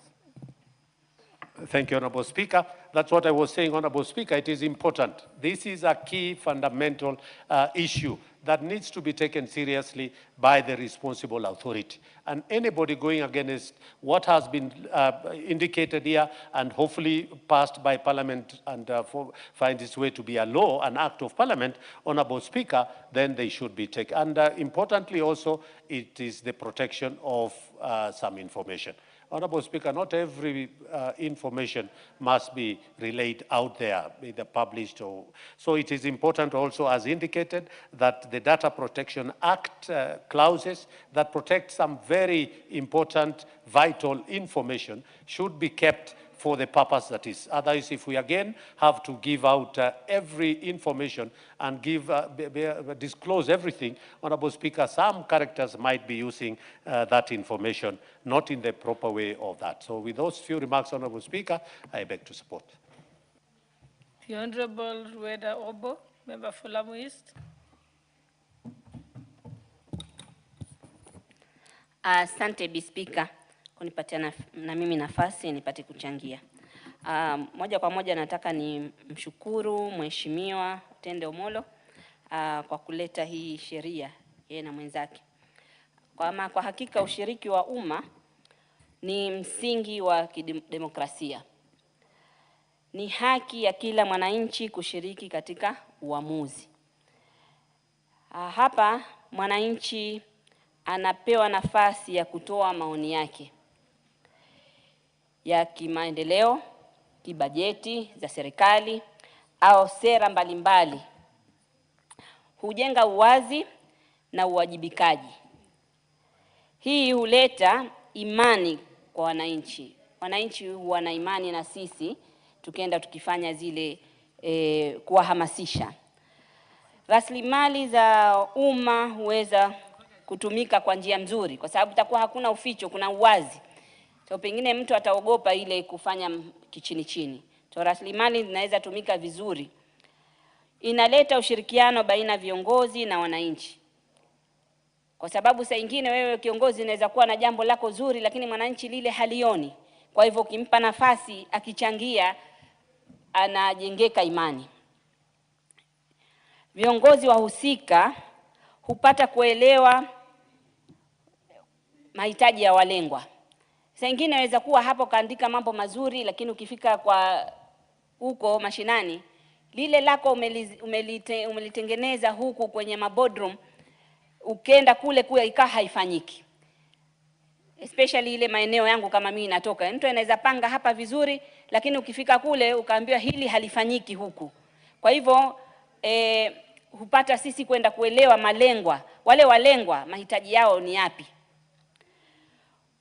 Wananchi hufurahia kuhamasishwa kwa maendeleo. Huona kwamba wamehusishwa.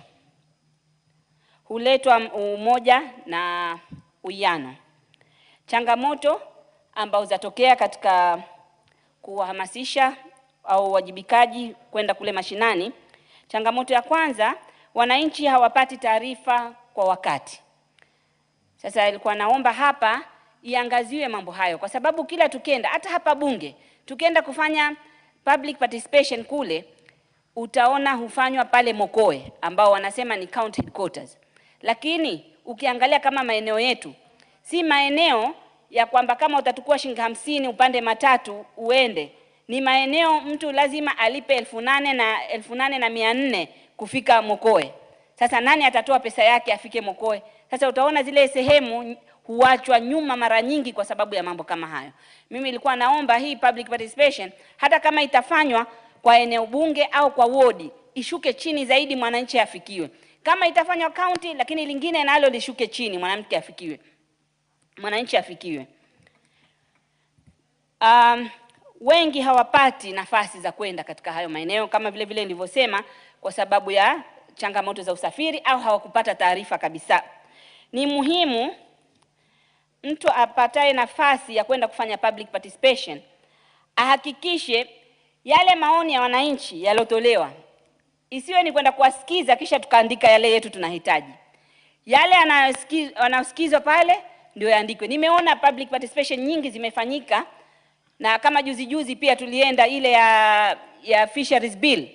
Public participation ilienda, lakini ukisoma ripoti iko yale wananchi walosema, lakini kwenye zile amendment hakuna yale wananchi walosema. Kwa hivyo bill inaenda vile vile. Ni mpaka nimekuwa macho ndo nimeona na nimeweka amendment. Lakini kama wale walokwenda kufanya ile public participation walichukua yale maoni, ilikuwa ni wao pia waeke zile amendment. Lakini kwa sababu walokuenda kule haiwaathiri, saa nyingine inapita na wanaachia wenyewe wamezungumza, lakini hayakuchukuliwa. So na nilikuwa naomba hizo, kama nilivyosema, hizo ripoti ziandikwe kisawasawa. Pili, nataka kusema lingine, sisi viongozi tukienda kule tusiende na akili zetu tumepanga sisi baada ya hii tutataka kufanya hivi. Tukifanya hivyo tunafanya makosa, ndio maana huenda tukasikiza kisha tukarudi na mengine bila kuchukua yale ya mwananchi. Pia viongozi au wanaharakati wengine au hawa tunasema critics, saa nyingine wanakuja na mpangilio mzuri, lakini nao wanasahau ni vizuri wajue mipangilio ya serikali kama haya mambo ya public participation au wajibikaji wa umma wajue, kwa sababu mtu anaweza kuja na jambo zuri lakini wananchi wenyewe hawakutaka hivyo. Kwa mfano hii CDF ya Lamu Mashariki, wananchi wametoa sababu kwamba sisi katika Lamu Mashariki hakuna shule hata moja ambayo ina ukuta, na kumetokea mwalimu akapigwa ndani ya shule na mtu ambaye akili yake si timamu. Imetokea mvulana akauawa shule nyingine. Imetokea ni tukienda kila wakati tunaulizwa kwamba sisi tunachoka kufagia kinyesi cha ng'ombe. Sasa wenyewe wananchi wakaona muhimu ni hii kujenga ukuta, lakini zikijengwa utaona mtu ambaye haelewi, pengine utamwona kama ni kiongozi lakini haelewi kwamba kuna sheria zinafuatwa, yatakuja kwa nini amejenga hii, kwa nini amejenga hii. Wewe huoni umuhimu, lakini ule mwananchi mwenyewe ametaka vile, anaona ni muhimu, ndio maana kukaweka hii public participation. Pia nataka ni matumaini yangu kwamba hii, manake najua katiba inazingatia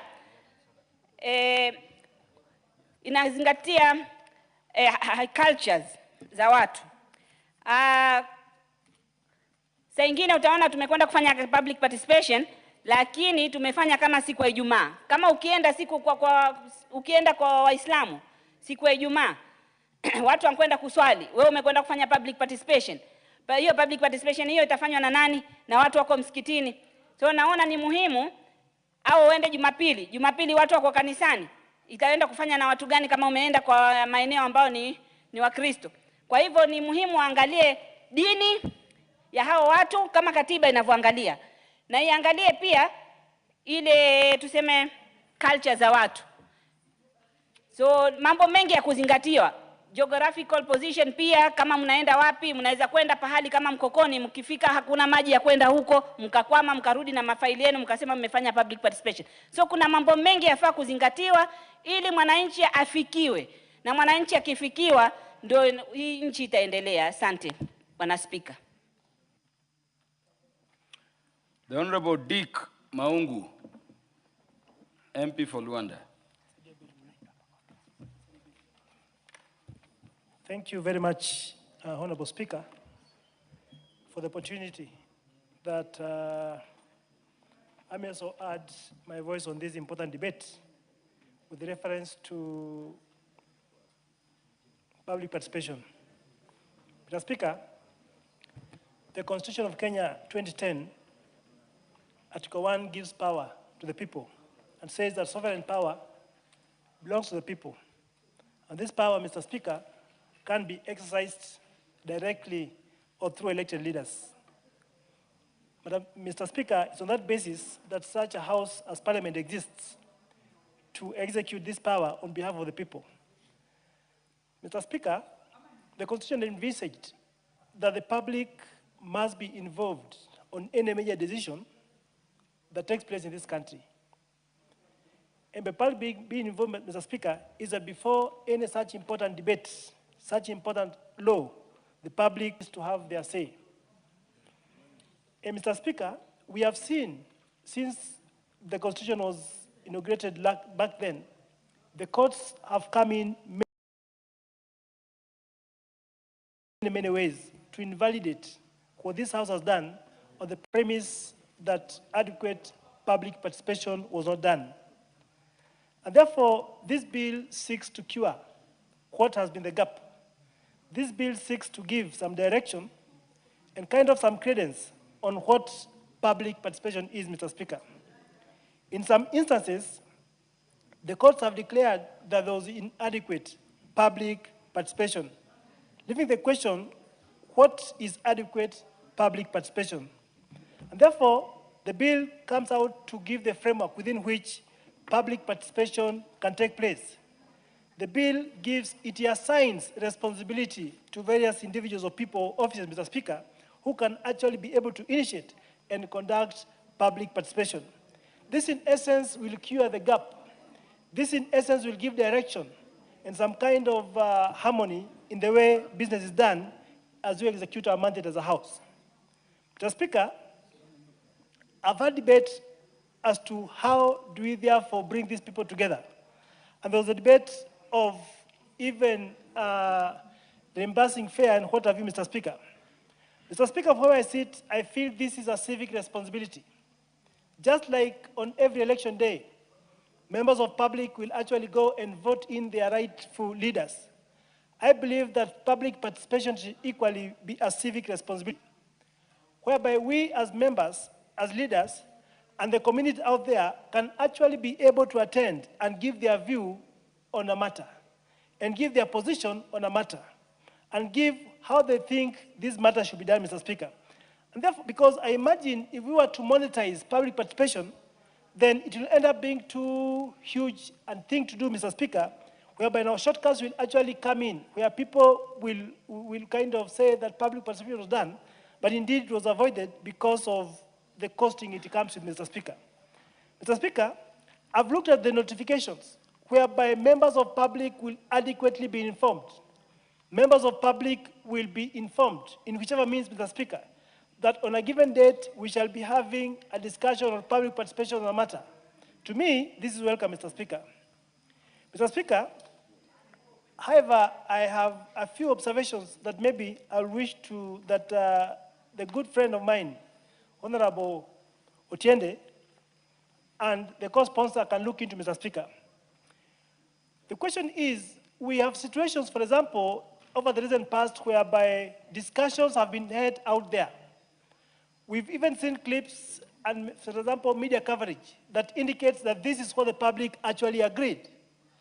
But the report moves elsewhere, you find that what is reported is contrary or opposite what was actually discussed. The question is, how do we therefore assign weights that at a given place in Luanda where members gathered, this is what they discussed and this is what the public said?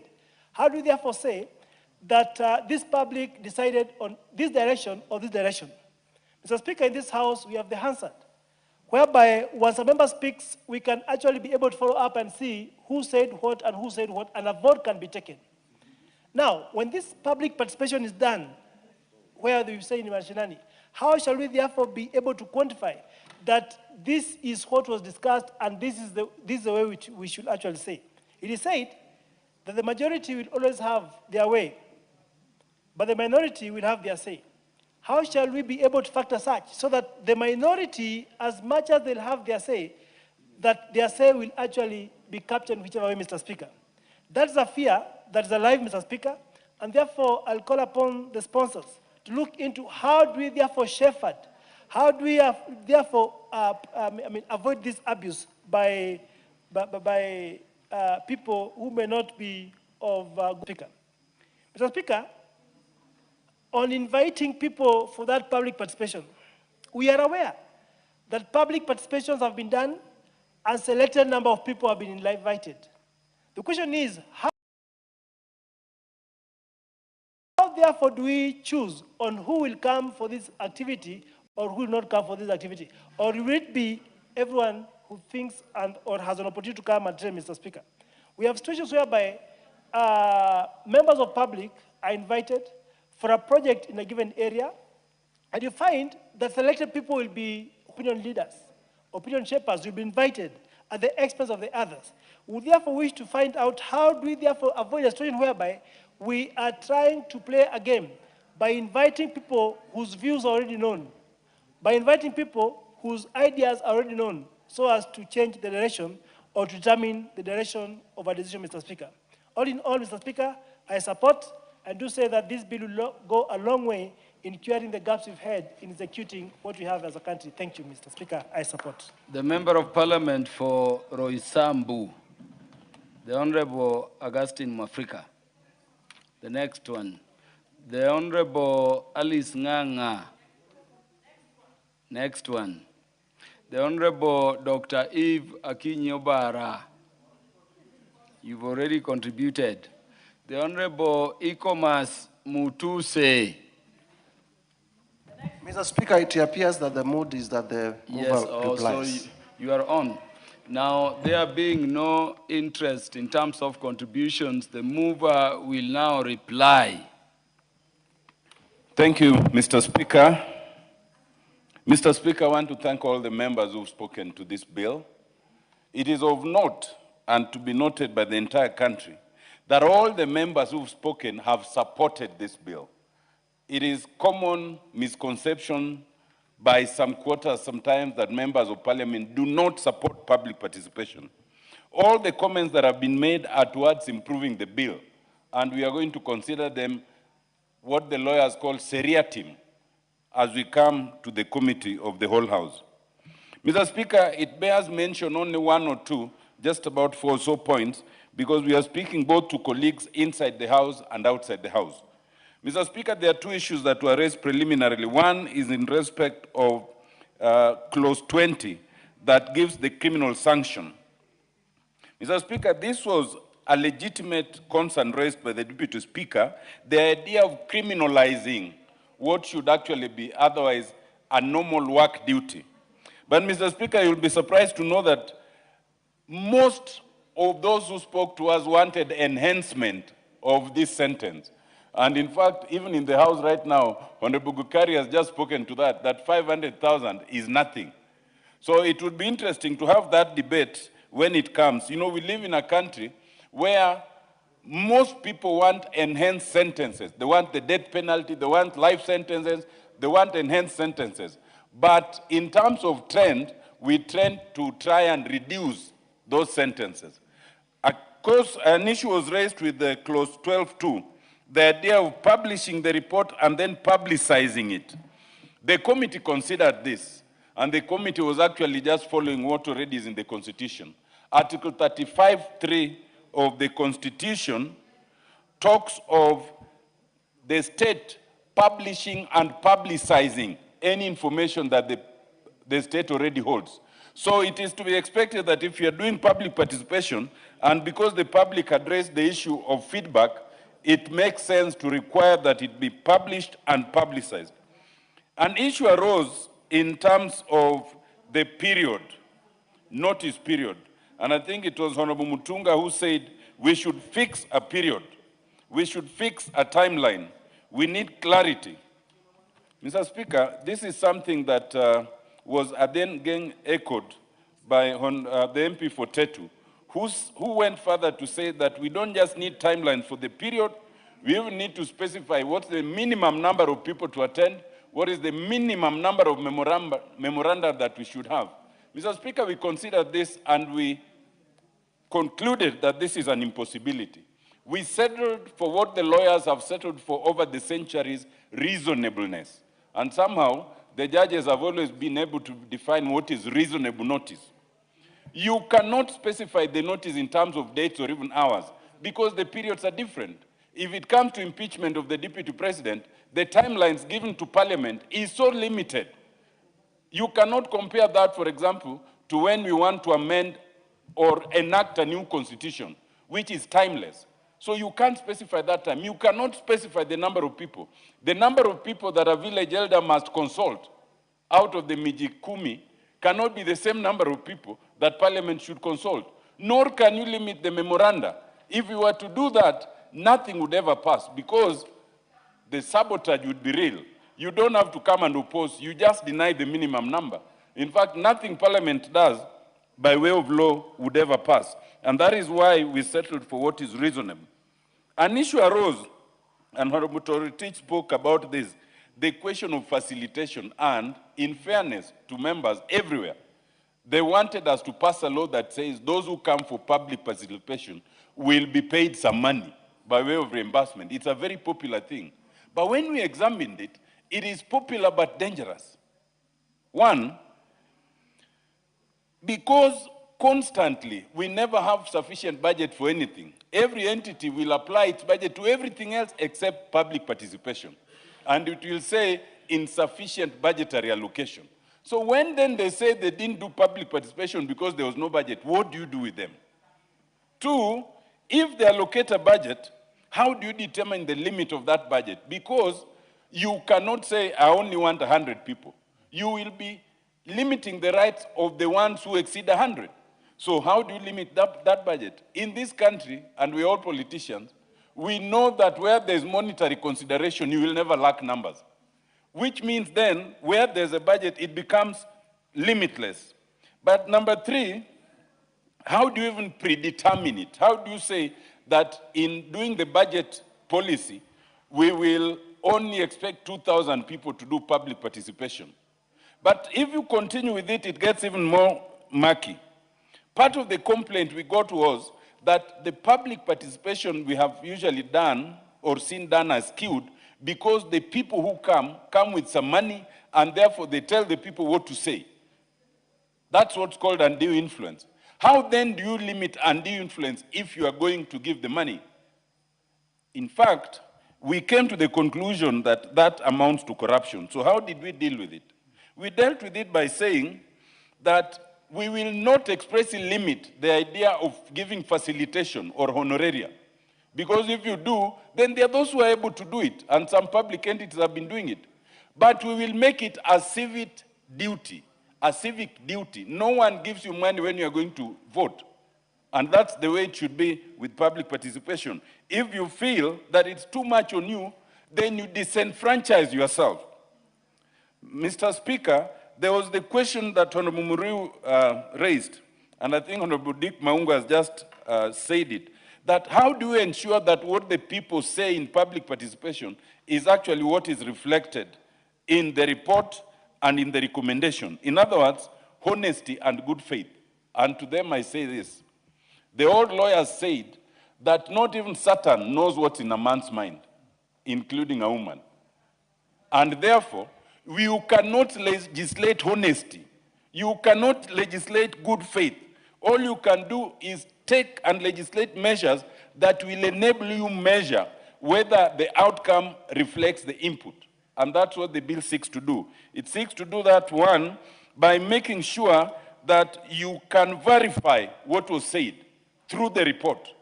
By making sure, by making sure that the report is published and publicized, and by making sure that there's a feedback mechanism.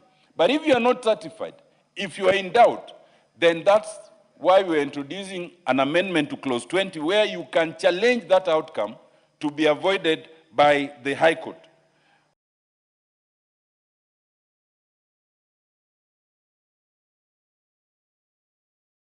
Mr. Speaker, Honorable Gishimu raised a very interesting issue of having a central oversight body.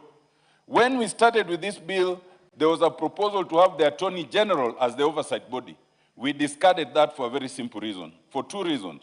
The Attorney General's office themselves are the primary consumers of public participation because they draft the most number of laws and they must do public participation. They cannot superintend themselves. Secondly, the Attorney General is an office in the executive, not in the judiciary, not in the legislature, not in the independent offices. And so we did away with that. There was a second proposal to bring the office of the Ombudsman. And it was not accepted because it was argued that there is no way the Ombudsman can be the judge of the kind of guidelines that an assistant chief should develop, the kind of guidelines that Parliament should develop. Let every entity develop its guidelines within the Constitution and within this Act. Those guidelines then will be measured by the High Court if for anyone who challenges them, both in content and in terms of whether they are followed. And therefore, the overall oversight body here is ultimately the High Court. Lastly, Honorable Gikaria, I think, raised the issue of, do we define the public? We grappled with that thing. And our first point was, the Constitution that requires public participation does not define the public. So word public varies with the circumstances. The public for an issue that concerns the judiciary is not the public for an issue that concerns mining, is not the public for an issue that concerns the fishermen in Lake Victoria. So that let that public be defined within the context of the responsible authority. But in any event, even if you dare define it, you will come to the difficulty Justice Majanja came to. When the question was posed, when you say a person in the context of a company, is it a Kenyan or a non-Kenyan? We left this to the variables of the circumstances. A person can even be a non-Kenyan if, for example, you are consulting travelers who are, transiting through Jomo Kenyatta, not coming into the country. Most of them will not be Kenyans, but they would still be the public for that purpose. Mr. Speaker, with all this, we will consider all this during the committee of the whole House. Honorable Tiende Amolo. Yes, Mr. Speaker. Before you just wind up, look at clause 5, subclause A. When you say public participation may be conducted through written submissions, oral hearings, online forums, or any other method deemed appropriate to the context. Deemed appropriate by who? It is, I believe you're looking at clause 8, actually. I'm at clause 5A. Yes, clause 5A. Deemed appropriate by who? It is deemed appropriate by the responsible authority, because later we define all that we believe to constitute the responsible authorities. And part of what we had asked in public participation, and we're asking this House, is if there's any entity that you can think of that is not mentioned in clause 6, please bring that entity so that we include them, because we don't want to exclude anyone. So it is that. Or having bodies subjectively determine for others what amounts to what is appropriate, I think it would be a minor amendment you could consider. So that is clear. Absolutely. It's for the responsible authority to determine. Absolutely. Again, if you look at clause 20, I'm happy you have mentioned there is a possibility of amendment here. But assume there are breaches on the part of Parliament as a responsible authority to comply with the requirements of Article 118 and the provisions of this bill if enacted into law. What would be the natural consequence? Indeed, Mr. Speaker, that is the first point I spoke to. And that is that one of the contributors, one of the honorable members, was of the view that we should not have clause 20, which now specifies a consequence, and that if we do, it should not be to an individual, it should be to the whole entity. But our answer was, and still is, but we will consider this, twofold. One, that if it comes to Parliament, for example, under clause 6, then specifically it is the clerk of the respective house. And why would it be the clerk of the respective house? Because we used the principle that if you assign that responsibility to no one will take responsibility. If you generally assign it to all the members of Parliament, there is no way all the members of Parliament can never be convicted of a criminal offense together. And that is the answer to the contrary. Thank you, Mr. Speaker. Mr. Speaker, I beg to reply. Thank you very much, Honorable Amolo. I'm grateful you have replied. Thank you. Take your seats, honorable members. The Deputy Speaker will take a seat. Honorable members, I now put the question that the Public Participation Bill, National Assembly Bill number 44 of 2025, be now read a second time. Will as many as are of that opinion say aye? Will as many as are of the contrary opinion say nay? The ayes have it. A bill for an act of parliament to provide for the conduct of public participation, to give effect to the constitutional principle of participation of the people enshrined in Articles 10.2, 69.1d, 118, 1841c, 196, 201a, and 232.1d of the Constitution, and for connected purposes. Order number 11, the Local Content Bill, National Assembly Bill number 45 of 2025, second reading. Move the Honorable Jane Kagiri, MP. Move. Honorable Speaker, I beg to move that the Local Content Bill, National Assembly Bill number 45 of 2025, be now read a second time. Honorable Speaker, the bill seeks to provide a framework to regulate the local content in Kenya, to promote the local industry, provide sourcing of locally produced goods and services, and for connected purposes. Honorable Speaker, the background of this bill is something that I undertook to take a lot of research and findings in our daily lives, Honorable Speaker. Honorable Speaker, I'm a mother to a 4-year-old boy, and anytime I pick him from school, he'll always request me to take him to a certain fast food. Whenever I take him to that fast food, there's nothing that pains me more than to realize the potato chips or the French fries that I'm buying for him are actually imported from another country. Honorable Speaker, this got me begging the question. We are producing enough potatoes in Laikipia, we are producing a lot of potatoes in Nyandarua. What stops these foreign companies from doing a skills transfer on our farmers, getting into contract farming with them, and giving them the opportunity to actually produce these potatoes and the quality that they would require from them? Honorable Speaker, most of us here are well-traveled. Whenever you travel to a foreign country, for me personally, I take time to visit the vegetable sections in the supermarkets. And whenever I visit those sections, I'll always see avocados from Kenya branded, I'll see avocados from other countries branded. And Honorable Speaker, I tell myself, apart from food safety, these indications are put there so that the local people know when they buy an avocado from a foreign country, they are promoting the farmer from the foreign country vis-a-vis their own local farmers. So, Honorable Speaker, I continued doing my research. And this is a statistic, Honorable Speaker, I would want this Honorable House to take to attention. In the year 2024, UNCTAD released an investment report on Kenya. In this report that they released, the foreign direct investment in 2023 was $1.5 million. Honorable Speaker, the foreign direct investment outflow of that particular year was $1.3 million. Honorable Speaker, that tells us 87% of the money that came into our country in the year 2023 left the country in the same year. So we were only left retaining 13% of that money. Honorable Speaker, in 2023 also, the Competition Authority of Kenya released a report in regards to logistics and transport in this country. In their findings, they found out that 90% of the trucks in this country are owned by Kenyans. However, 70% of all transport contracts by multinationals are always awarded to fellow multinationals. Honorable Speaker, these are questions that we need to answer. Honorable Speaker, I go down to mentioning our financial institutions in this country. We have our great banks that rank among the top in Africa.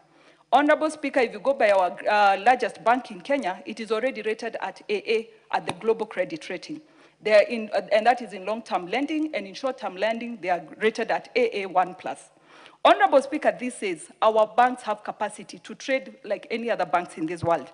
However, Honorable Speaker, when it comes to multinationals in this country, they cannot afford to give business to our local banks. Their businesses go to fellow multinational banks. Honorable Speaker would indicate another sector, which is the legal sector. You find that anytime multinationals want to do contracts amongst themselves, they will always seek and award the contract to a fellow multinational law firm. Then that law firm has employed Kenyans who are going to do the same job. Honorable Speaker, we go to something called auditing. We have, Honorable Speaker, I sit in the Budget and Appropriations Committee, and we have a very competent Auditor General. An Auditor General who comes, goes through our budget and tells us where there's been misappropriation and where there's been proper utilization of government resources. Honorable Speaker, she audits a 2.9 trillion budget in this country. Below her, it is Kenyans who work under her. However, Honorable Speaker, when it comes to multinationals in this country, they cannot trust a Kenyan to audit a 10 billion revenue or turnover. They cannot trust a Kenyan to audit a 60 billion turnover. Honorable Speaker, many times on our phones and on our TVs we have watched foreigners who supervise fellow Kenyans at a site or a particular place. You'll see a foreigner harass a Kenyan. You'll see even in instances where we have watched them beat up our people. Honorable Speaker, in this particular bill, what we are seeking for is to ensure that 80% of foreign companies employ Kenyans and give them an opportunity to serve this country. Because, Honorable Speaker, when we have a supervisor who works around a site, that is a job that a local Kenyan can do and do it very competitively. Honorable Speaker, it is not just the multinationals that are disappointing us. However, even our own government is doing the same. Honorable Speaker, we have institutions that draft and create tenders in this country. Tenders that are only suited for multinational companies or foreign companies. Honorable Speaker, this is also a time that we are calling our government to order. We have the Mausami Trironi Road, which currently has more than 20 contractors on site. This is a clear indication that it is possible to break down a 200-kilometer road into smaller sections for us to give opportunity to our local Kenyan contractors. Honorable Speaker, it is unfortunate when we consider that we are funding projects in this country. However, the funding is not domestic, because we cannot be having a project in Kenya. However, every of its other resource is actually coming from outside the country. When we come to finances, when we come to insurance, when we come to the legal, when we come to the auditing. Honorable Speaker, I'll give an example of a foreign company given a contract in this country. They will come in with their engineers, they come in with their architects. When it comes to insurance, they will only insure one vehicle and a third party, and the rest of the insurance, they'll take it back to their own countries. Honorable Speaker, we can't continue relying on goodwill, and that is why this bill is actually Buy Kenya, Build Kenya, localized into a law. Honorable Speaker, I would want to give an example of the country of China. When they first came up with their high-speed rail, they relied on Japan, they relied on Germany, they relied on France. Honorable Speaker, the one demand they made during that period was to seek that there has to be local skills transfer to their local people. Today, Honorable Speaker, China is competing as a leading high-speed rail constructor in the whole world. Honorable Speaker, that is what we are seeking for our country. That for anybody who is a foreigner and coming into our country, they have to deliver the skills transfer to our people so that our people are able to also get the skill and grow in it. Honorable Speaker, I'll also give the example of Kenyan. Kenyan started geothermal production. And when Kenyan started that, we were not good at it. But what we did is Kenyan demanded for skills transfer.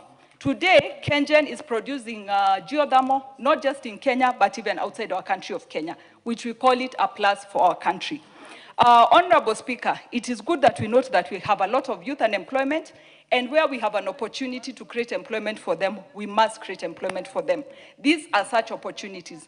When we reduce the number of exports and profits being repatriated, we are going to be ensuring that our youth in this country are able to get employment and get it as they should. Honorable Speaker, allow me to bring your attention to my county, Laikipia, which is a highly horticultural producing county. In Laikipia County, there's a season we had our onions going for 10 shillings. Whereas in Nairobi, the onions were going for 150 shillings. And I remember I would get so many trucks coming to Laikipia, buying our onions at low prices, and then coming and selling them at higher prices in Nairobi.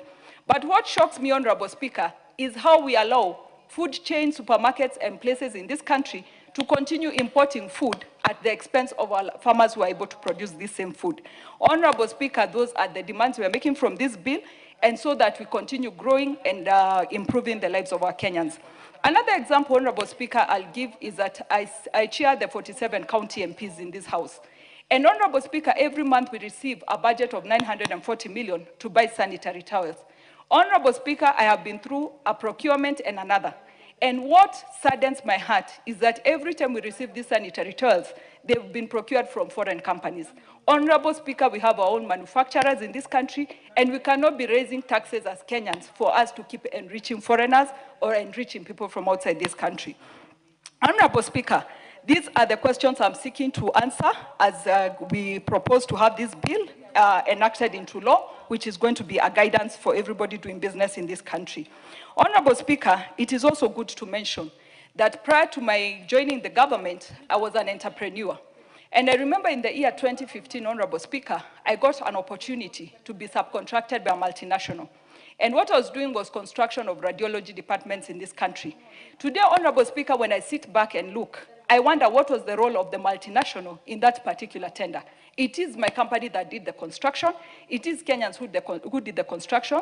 But why should we bring an intermediary who is a multinational company for them to be able to get a share of that money or a share of what was supposed to be gotten?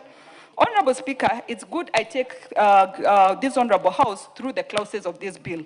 And clause 1 of the bill is the short title that provides the act shall come into force 1 year after the date of publication in the Gazette. This is to give adequate time to foreign companies to comply with the requirements of this act. Clause 2 of the bill will provide for interpretation of various clauses as used in this particular bill. Clause 3 of the bill will provide for objects and purposes of the bill, which is to provide a framework for regulation of local content by prescribing minimum local content quotas in various sectors. The second thing will be to promote the local industry and sourcing of locally produced goods and services. The third thing, Honorable Speaker, we will be boosting the growth of the manufacturing industry in our country, Kenya. The fourth thing will be to promote the agricultural sector through sourcing of agricultural produce from Kenyan farmers. The fifth item, Honorable Speaker, is to enhance of employment opportunities for the Kenyan youth and faster economic growth through promotion of foreign direct investments and reduce profit repatriation. In clause 4, Honorable Speaker, is where we are seeking that 60% of the procurement in multinationals of goods and services has to go to local companies. Honorable Speaker, it is also good for us to emphasize that, as I said earlier, we will also need these multinational companies to capacity build as well as transfer skills to our people, because we cannot always have people telling us our quality does not meet their standards or telling us our skills do not meet their standards. We must demand for skills transfer, because we can no longer have it as an excuse that our people are not able to produce what is supposed to be gotten. In regards to agricultural supplies, Honorable Speaker, emphasize that it is very unfortunate when we have companies that will go about procuring food items from outside the country, whereas our local farmers are able to produce these items and produce them in good quantities and good quality, yet they are not given an opportunity to do that. Honorable Speaker, for me to get this conversation going, I had proposed that for anybody who goes against the law, we were proposing 100 million shillings penalty and not less than 1 year imprisonment. Of course, Honorable Speaker, we have received a lot of proposals, which include the proposal that we should have a local content compliance authority, which actually it would make it easy for everybody. Rather than us go the punitive way, it is good for mediation and dispute resolutions to take place, rather than us choose the very tough path. Honorable Speaker, the clause 5 of the bill provides for regulations, making powers of the Cabinet Secretary responsible on the regulations for the better carrying out of the provisions of the Act. Clause 6 of the bill is the saving clause and provides that any existing contractual obligations as at the date of commencement of the Act shall continue in force for the until the expired period of the contract. Honorable Speaker, this bill has been received in very many ways. Of course, we have received a lot of proposed amendments where we need to define what a local company is and define it properly, because we do not want anybody taking advantage of that. The other thing is we also have to define the foreign company better so that we ensure at the end of the day we achieve what we want to achieve, because it is not about who gets the tender, but it is about who benefits from that particular tender. Honorable Speaker, I've also said we need to create the local compliance authority, which is going to make it easier for everybody to do business and to be compliant with the business. Honorable Speaker, as I conclude, I would want to share 3 statistics. And I will share statistics that are in the public domain and of 3 multinationals known in this country. We have East African Breweries Limited, we have BAT, and we have Safaricom. Honorable Speaker, in my research, I found out that every year, the 3 companies repatriate 59 billion out of this country, out of services that can be done by Kenyans. Honorable Speaker, a 60% rule on this bill, it is going to be possible that they will be retaining 35 billion in this country. Honorable Speaker, the question I would want to ask, these are just 3 multinationals which would help us retain money in this country at 35 billion. Honorable Speaker, we don't have just 3 multinationals. We have more than 3 multinationals. They could even be 100, they could be 200. So, Honorable Speaker, what I would want to ask this Honorable House, when we get a 10 billion scandal, we get very angry and we get very frustrated. This is what I'm calling the 1 trillion scandal, because we have so much money leaving our boundaries in this country, and we must look for a way to retain this money in our country for it to help our people. The last point, Honorable Speaker, I would want to make to this bill is to emphasize that we are seeking for 80% of the labor force to be Kenyans, and also 100% of procurement of our agricultural produce.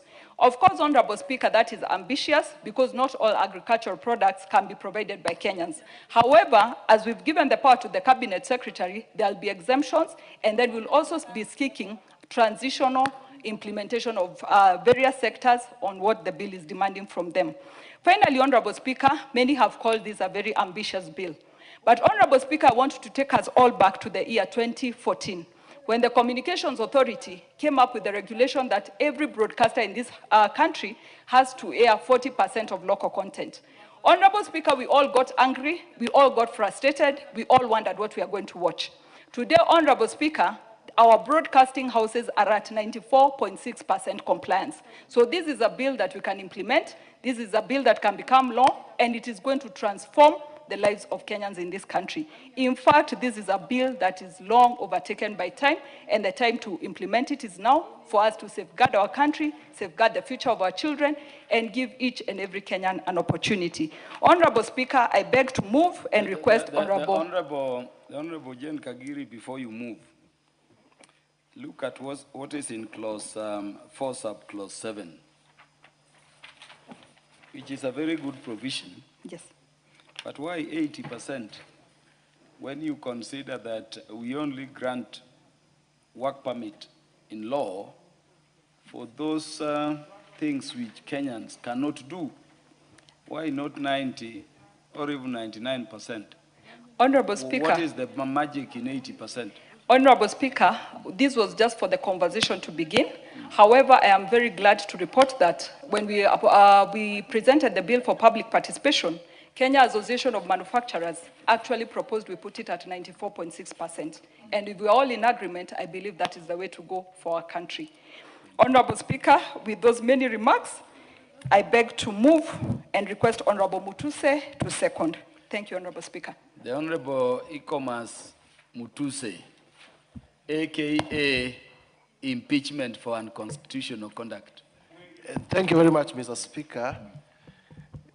This is a very good evening because we are continuing the debate on the reform of our business laws so that we can be more impactful to the local population. From the beginning, Mr. Speaker, allow me to congratulate the Honorable Jane Kagiri, the woman representative for the people of Laikipia County. You would agree that, Mr. Speaker, she is not only knowledgeable, she has not only done her research, but she's also zealous with her parliamentary work. She has prosecuted the motion in a very eloquent manner, and also with deep statistics that will persuade even those who were in doubt. many members of parliament, including yours truly, would want to have a bill in their own name. And I congratulate the Honorable Jane Kagiri because she has taken time to have this bill, the local content bill, and I believe one day it will see the light of the day to become a law in our own name. Mr. Speaker, this is a short bill, a bill of about, and like I said at the beginning, it speaks to the core of our business laws. I believe as we progress and as we look at it, we will also need to propose consequential amendments to the Companies Act. We will also need to look at its effect on our labor laws, and we will also need to look at the effect on our immigration laws, just like you have intimated, so that we are in harmony in terms of legislative harmony. I wish also to thank the Honorable graciously granting me the opportunity to be the one seconding this bill. Primarily, as she has enumerated, this bill seeks to cause foreign companies to source goods, services, and labor from Kenyan locals. And the mischief has been that, yes, we are a country that wants to attract foreign investment. But many of the foreign investors who are operating in Kenya come here, make profits, and repatriate that money back to their economies. And that money becomes not very useful to our economy. Take, for example, the high-rise buildings that are coming up in Kilimani, in Kileleshwa, and in many parts of this country. They are investments by Chinese, and we welcome them. But you will find that Kenya has a very elaborate cement factory, cement industry. But you will find some of them are bringing cement from their mother countries. You will find that Kenya has a very elaborate steel industry, but steel is still being imported from China and other countries. The people supervising, even fundis, plumbers, are people who are from foreign jurisdictions. And in the end, in the final analysis, you realize there has not been much effect of the so-called foreign direct investment to our country because it not only capital repatriation, but also capital flight. You have come here, you have made profit from our money, you have repatriated the money that you came with, but also taken our money to build your own economy. And I believe a sober debate that has been started by Honorable Jane Kagiri must construe so that we take full advantage of the foreign investments that are coming to this country. In this bill, local content is defined as the value that is brought to the local economy through procurement of locally available services, goods, supplies, and workforce. I emphasize this definition because that is where the rubber meets the road. It will be nonsensical, just like has been elaborated, to celebrate that we have attracted investments from many, many destinations when that investment is actually neo-colonialism, so to speak. And therefore, I fully support this legislative proposal because I believe it will create employment. Our young people require jobs. I believe that through the interaction between foreign investors and our local communities, our local business people, we are going to grow our manufacturing, we are going to grow our business sector. I believe by the retention of capital, we will not only grow the economy, but we will also have money in circulation. Honorable Jane Kagiri has mentioned about our government contracts. And you realize that our big government contracts, be they in the road sector, is it dams, they are awarded to foreign companies. Now, we are operating an economy that is quite tight in terms of the physical space. But if the monies that we are paying, the monies, the billions that we are deploying to our development programs, almost 80% of that money is being paid to foreign investors who are repatriating the same money. Are we creating wealth or are we impoverishing ourselves? And therefore, I want to urge our members to look at this in a sober manner, in a manner that encourages foreign investment, but also in a manner that makes that foreign investment count in terms of growing our economy, in terms of also the locals, people in Kenya who do business, being able to interact with those nationals so that there is retention. Congratulations, Honorable Jane Kagiri. Those who say that it's ambitious, tell them that ambition is what has built the world. We must be progressive. We must dare to dream. And tell them that we are not against anyone, but we want a fair trading system nationally and also globally. With those remarks, I beg to second. Honorable members, I now propose the question that the Local Content Bill, National Assembly Bill number 45 of 2025, be now read a second time. The Honorable Gladys Boss. Thank you, Honorable Speaker. I'm humbled and delighted to be able to contribute this bill. But I will start first by congratulating my colleague, the Honorable Jane Kagiri, member for Laikipia, for this very progress that looks into the future. This bill will be a game changer. This bill has, in different ways, many times. It's been wishful thinking, but today the Honorable Jane Kagiri has made it a reality. That conversation will not just be conversations that we have, but that we can actually act on and legislate on. And for that, I truly appreciate what she has done.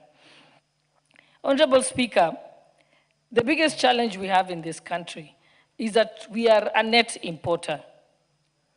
In fact, many people always hear us say this, that edible oil is the second largest import after petroleum in this country. But when you think about edible oil, it's avocado oil, it's made from sunflower, it's made from canola, it's palm, coconut, sesame seed.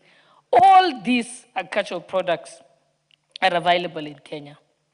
When you look at what we export only the raw material. We'll export the sunflower seed, we'll export canola, we'll export the soya bean, we will export the coconut, but we don't export any finished products.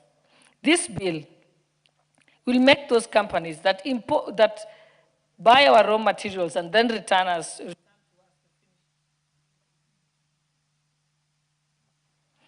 to us the finished product, have to be forced to now manufacture here in Kenya. Not only using those Kenyan products, but also employing locals. Honorable Speaker, this will grow our local industries because our local industries have now sunk. I know that in Uasin Gishu County, we used to have. What is that technical problem with the mic? Yes. Okay. I think it's on now. For example, the Rift Valley textile industry in Uasin Gishu, also known as Rivertex, has had for many years been producing using local cotton.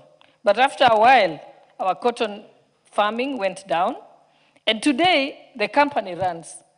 We spent money on state-of-the-art equipment, but the cotton is imported. We are not producing it here. This requirement for local content will force these companies such as this to begin to support the local cotton farmers so that they can produce the cotton, so that the cotton that is being used in those textile factories are actually from the country and grown in the country. We also know that for many products, especially agricultural products and other food products, that it has brought unfair competition to our local companies because you find that those foreign companies that bring into our country are subsidized by their governments. So they are able to cheaply produce. They are able to cheaply produce corn products. They can cheaply produce edible oil. they can cheaply produce rice products because they are subsidized. And so you find that it is impossible for our local companies to be able to compete. But with the local content bill, they will now have to produce here in Kenya rather than just make us a net importer. It will also provide youth employment, which is a crisis at the moment in our country. And this is a good message to all young people that this is the way to go so that you can get the employment that we've been yearning for. We have seen that even in the, and I keep referring to the agriculture sector because I come from a farming region. For example, recently we had the issue where the millers were importing wheat of a lower quality into the country while ignoring or not purchasing the wheat that had been locally grown, which is of a much higher quality. And I must thank the Minister of Agriculture because when myself, together with a group of farmers and the Cereal Growers Association, after I brought a petition to this House, gave us an audience and made it and required actually, and mandated the millers that they would not be able to release the imported wheat at the port until they had bought up to the last bag of locally produced and grown wheat. It is interventions such as this that now will not just be an intervention by the Agriculture Minister, it will be an intervention that is now legislated, and that they will not have to require to be told about it. Also, as even we talk about this, one of the issues that we must deal with as a country is also to create a conducive environment to encourage manufacturing within the country and using local products. We must go the way that Ethiopia has gone, where if one wants to produce in the country using local products, they will be given land, they will be given licenses easily, so that we can be able to make this local content bill a reality.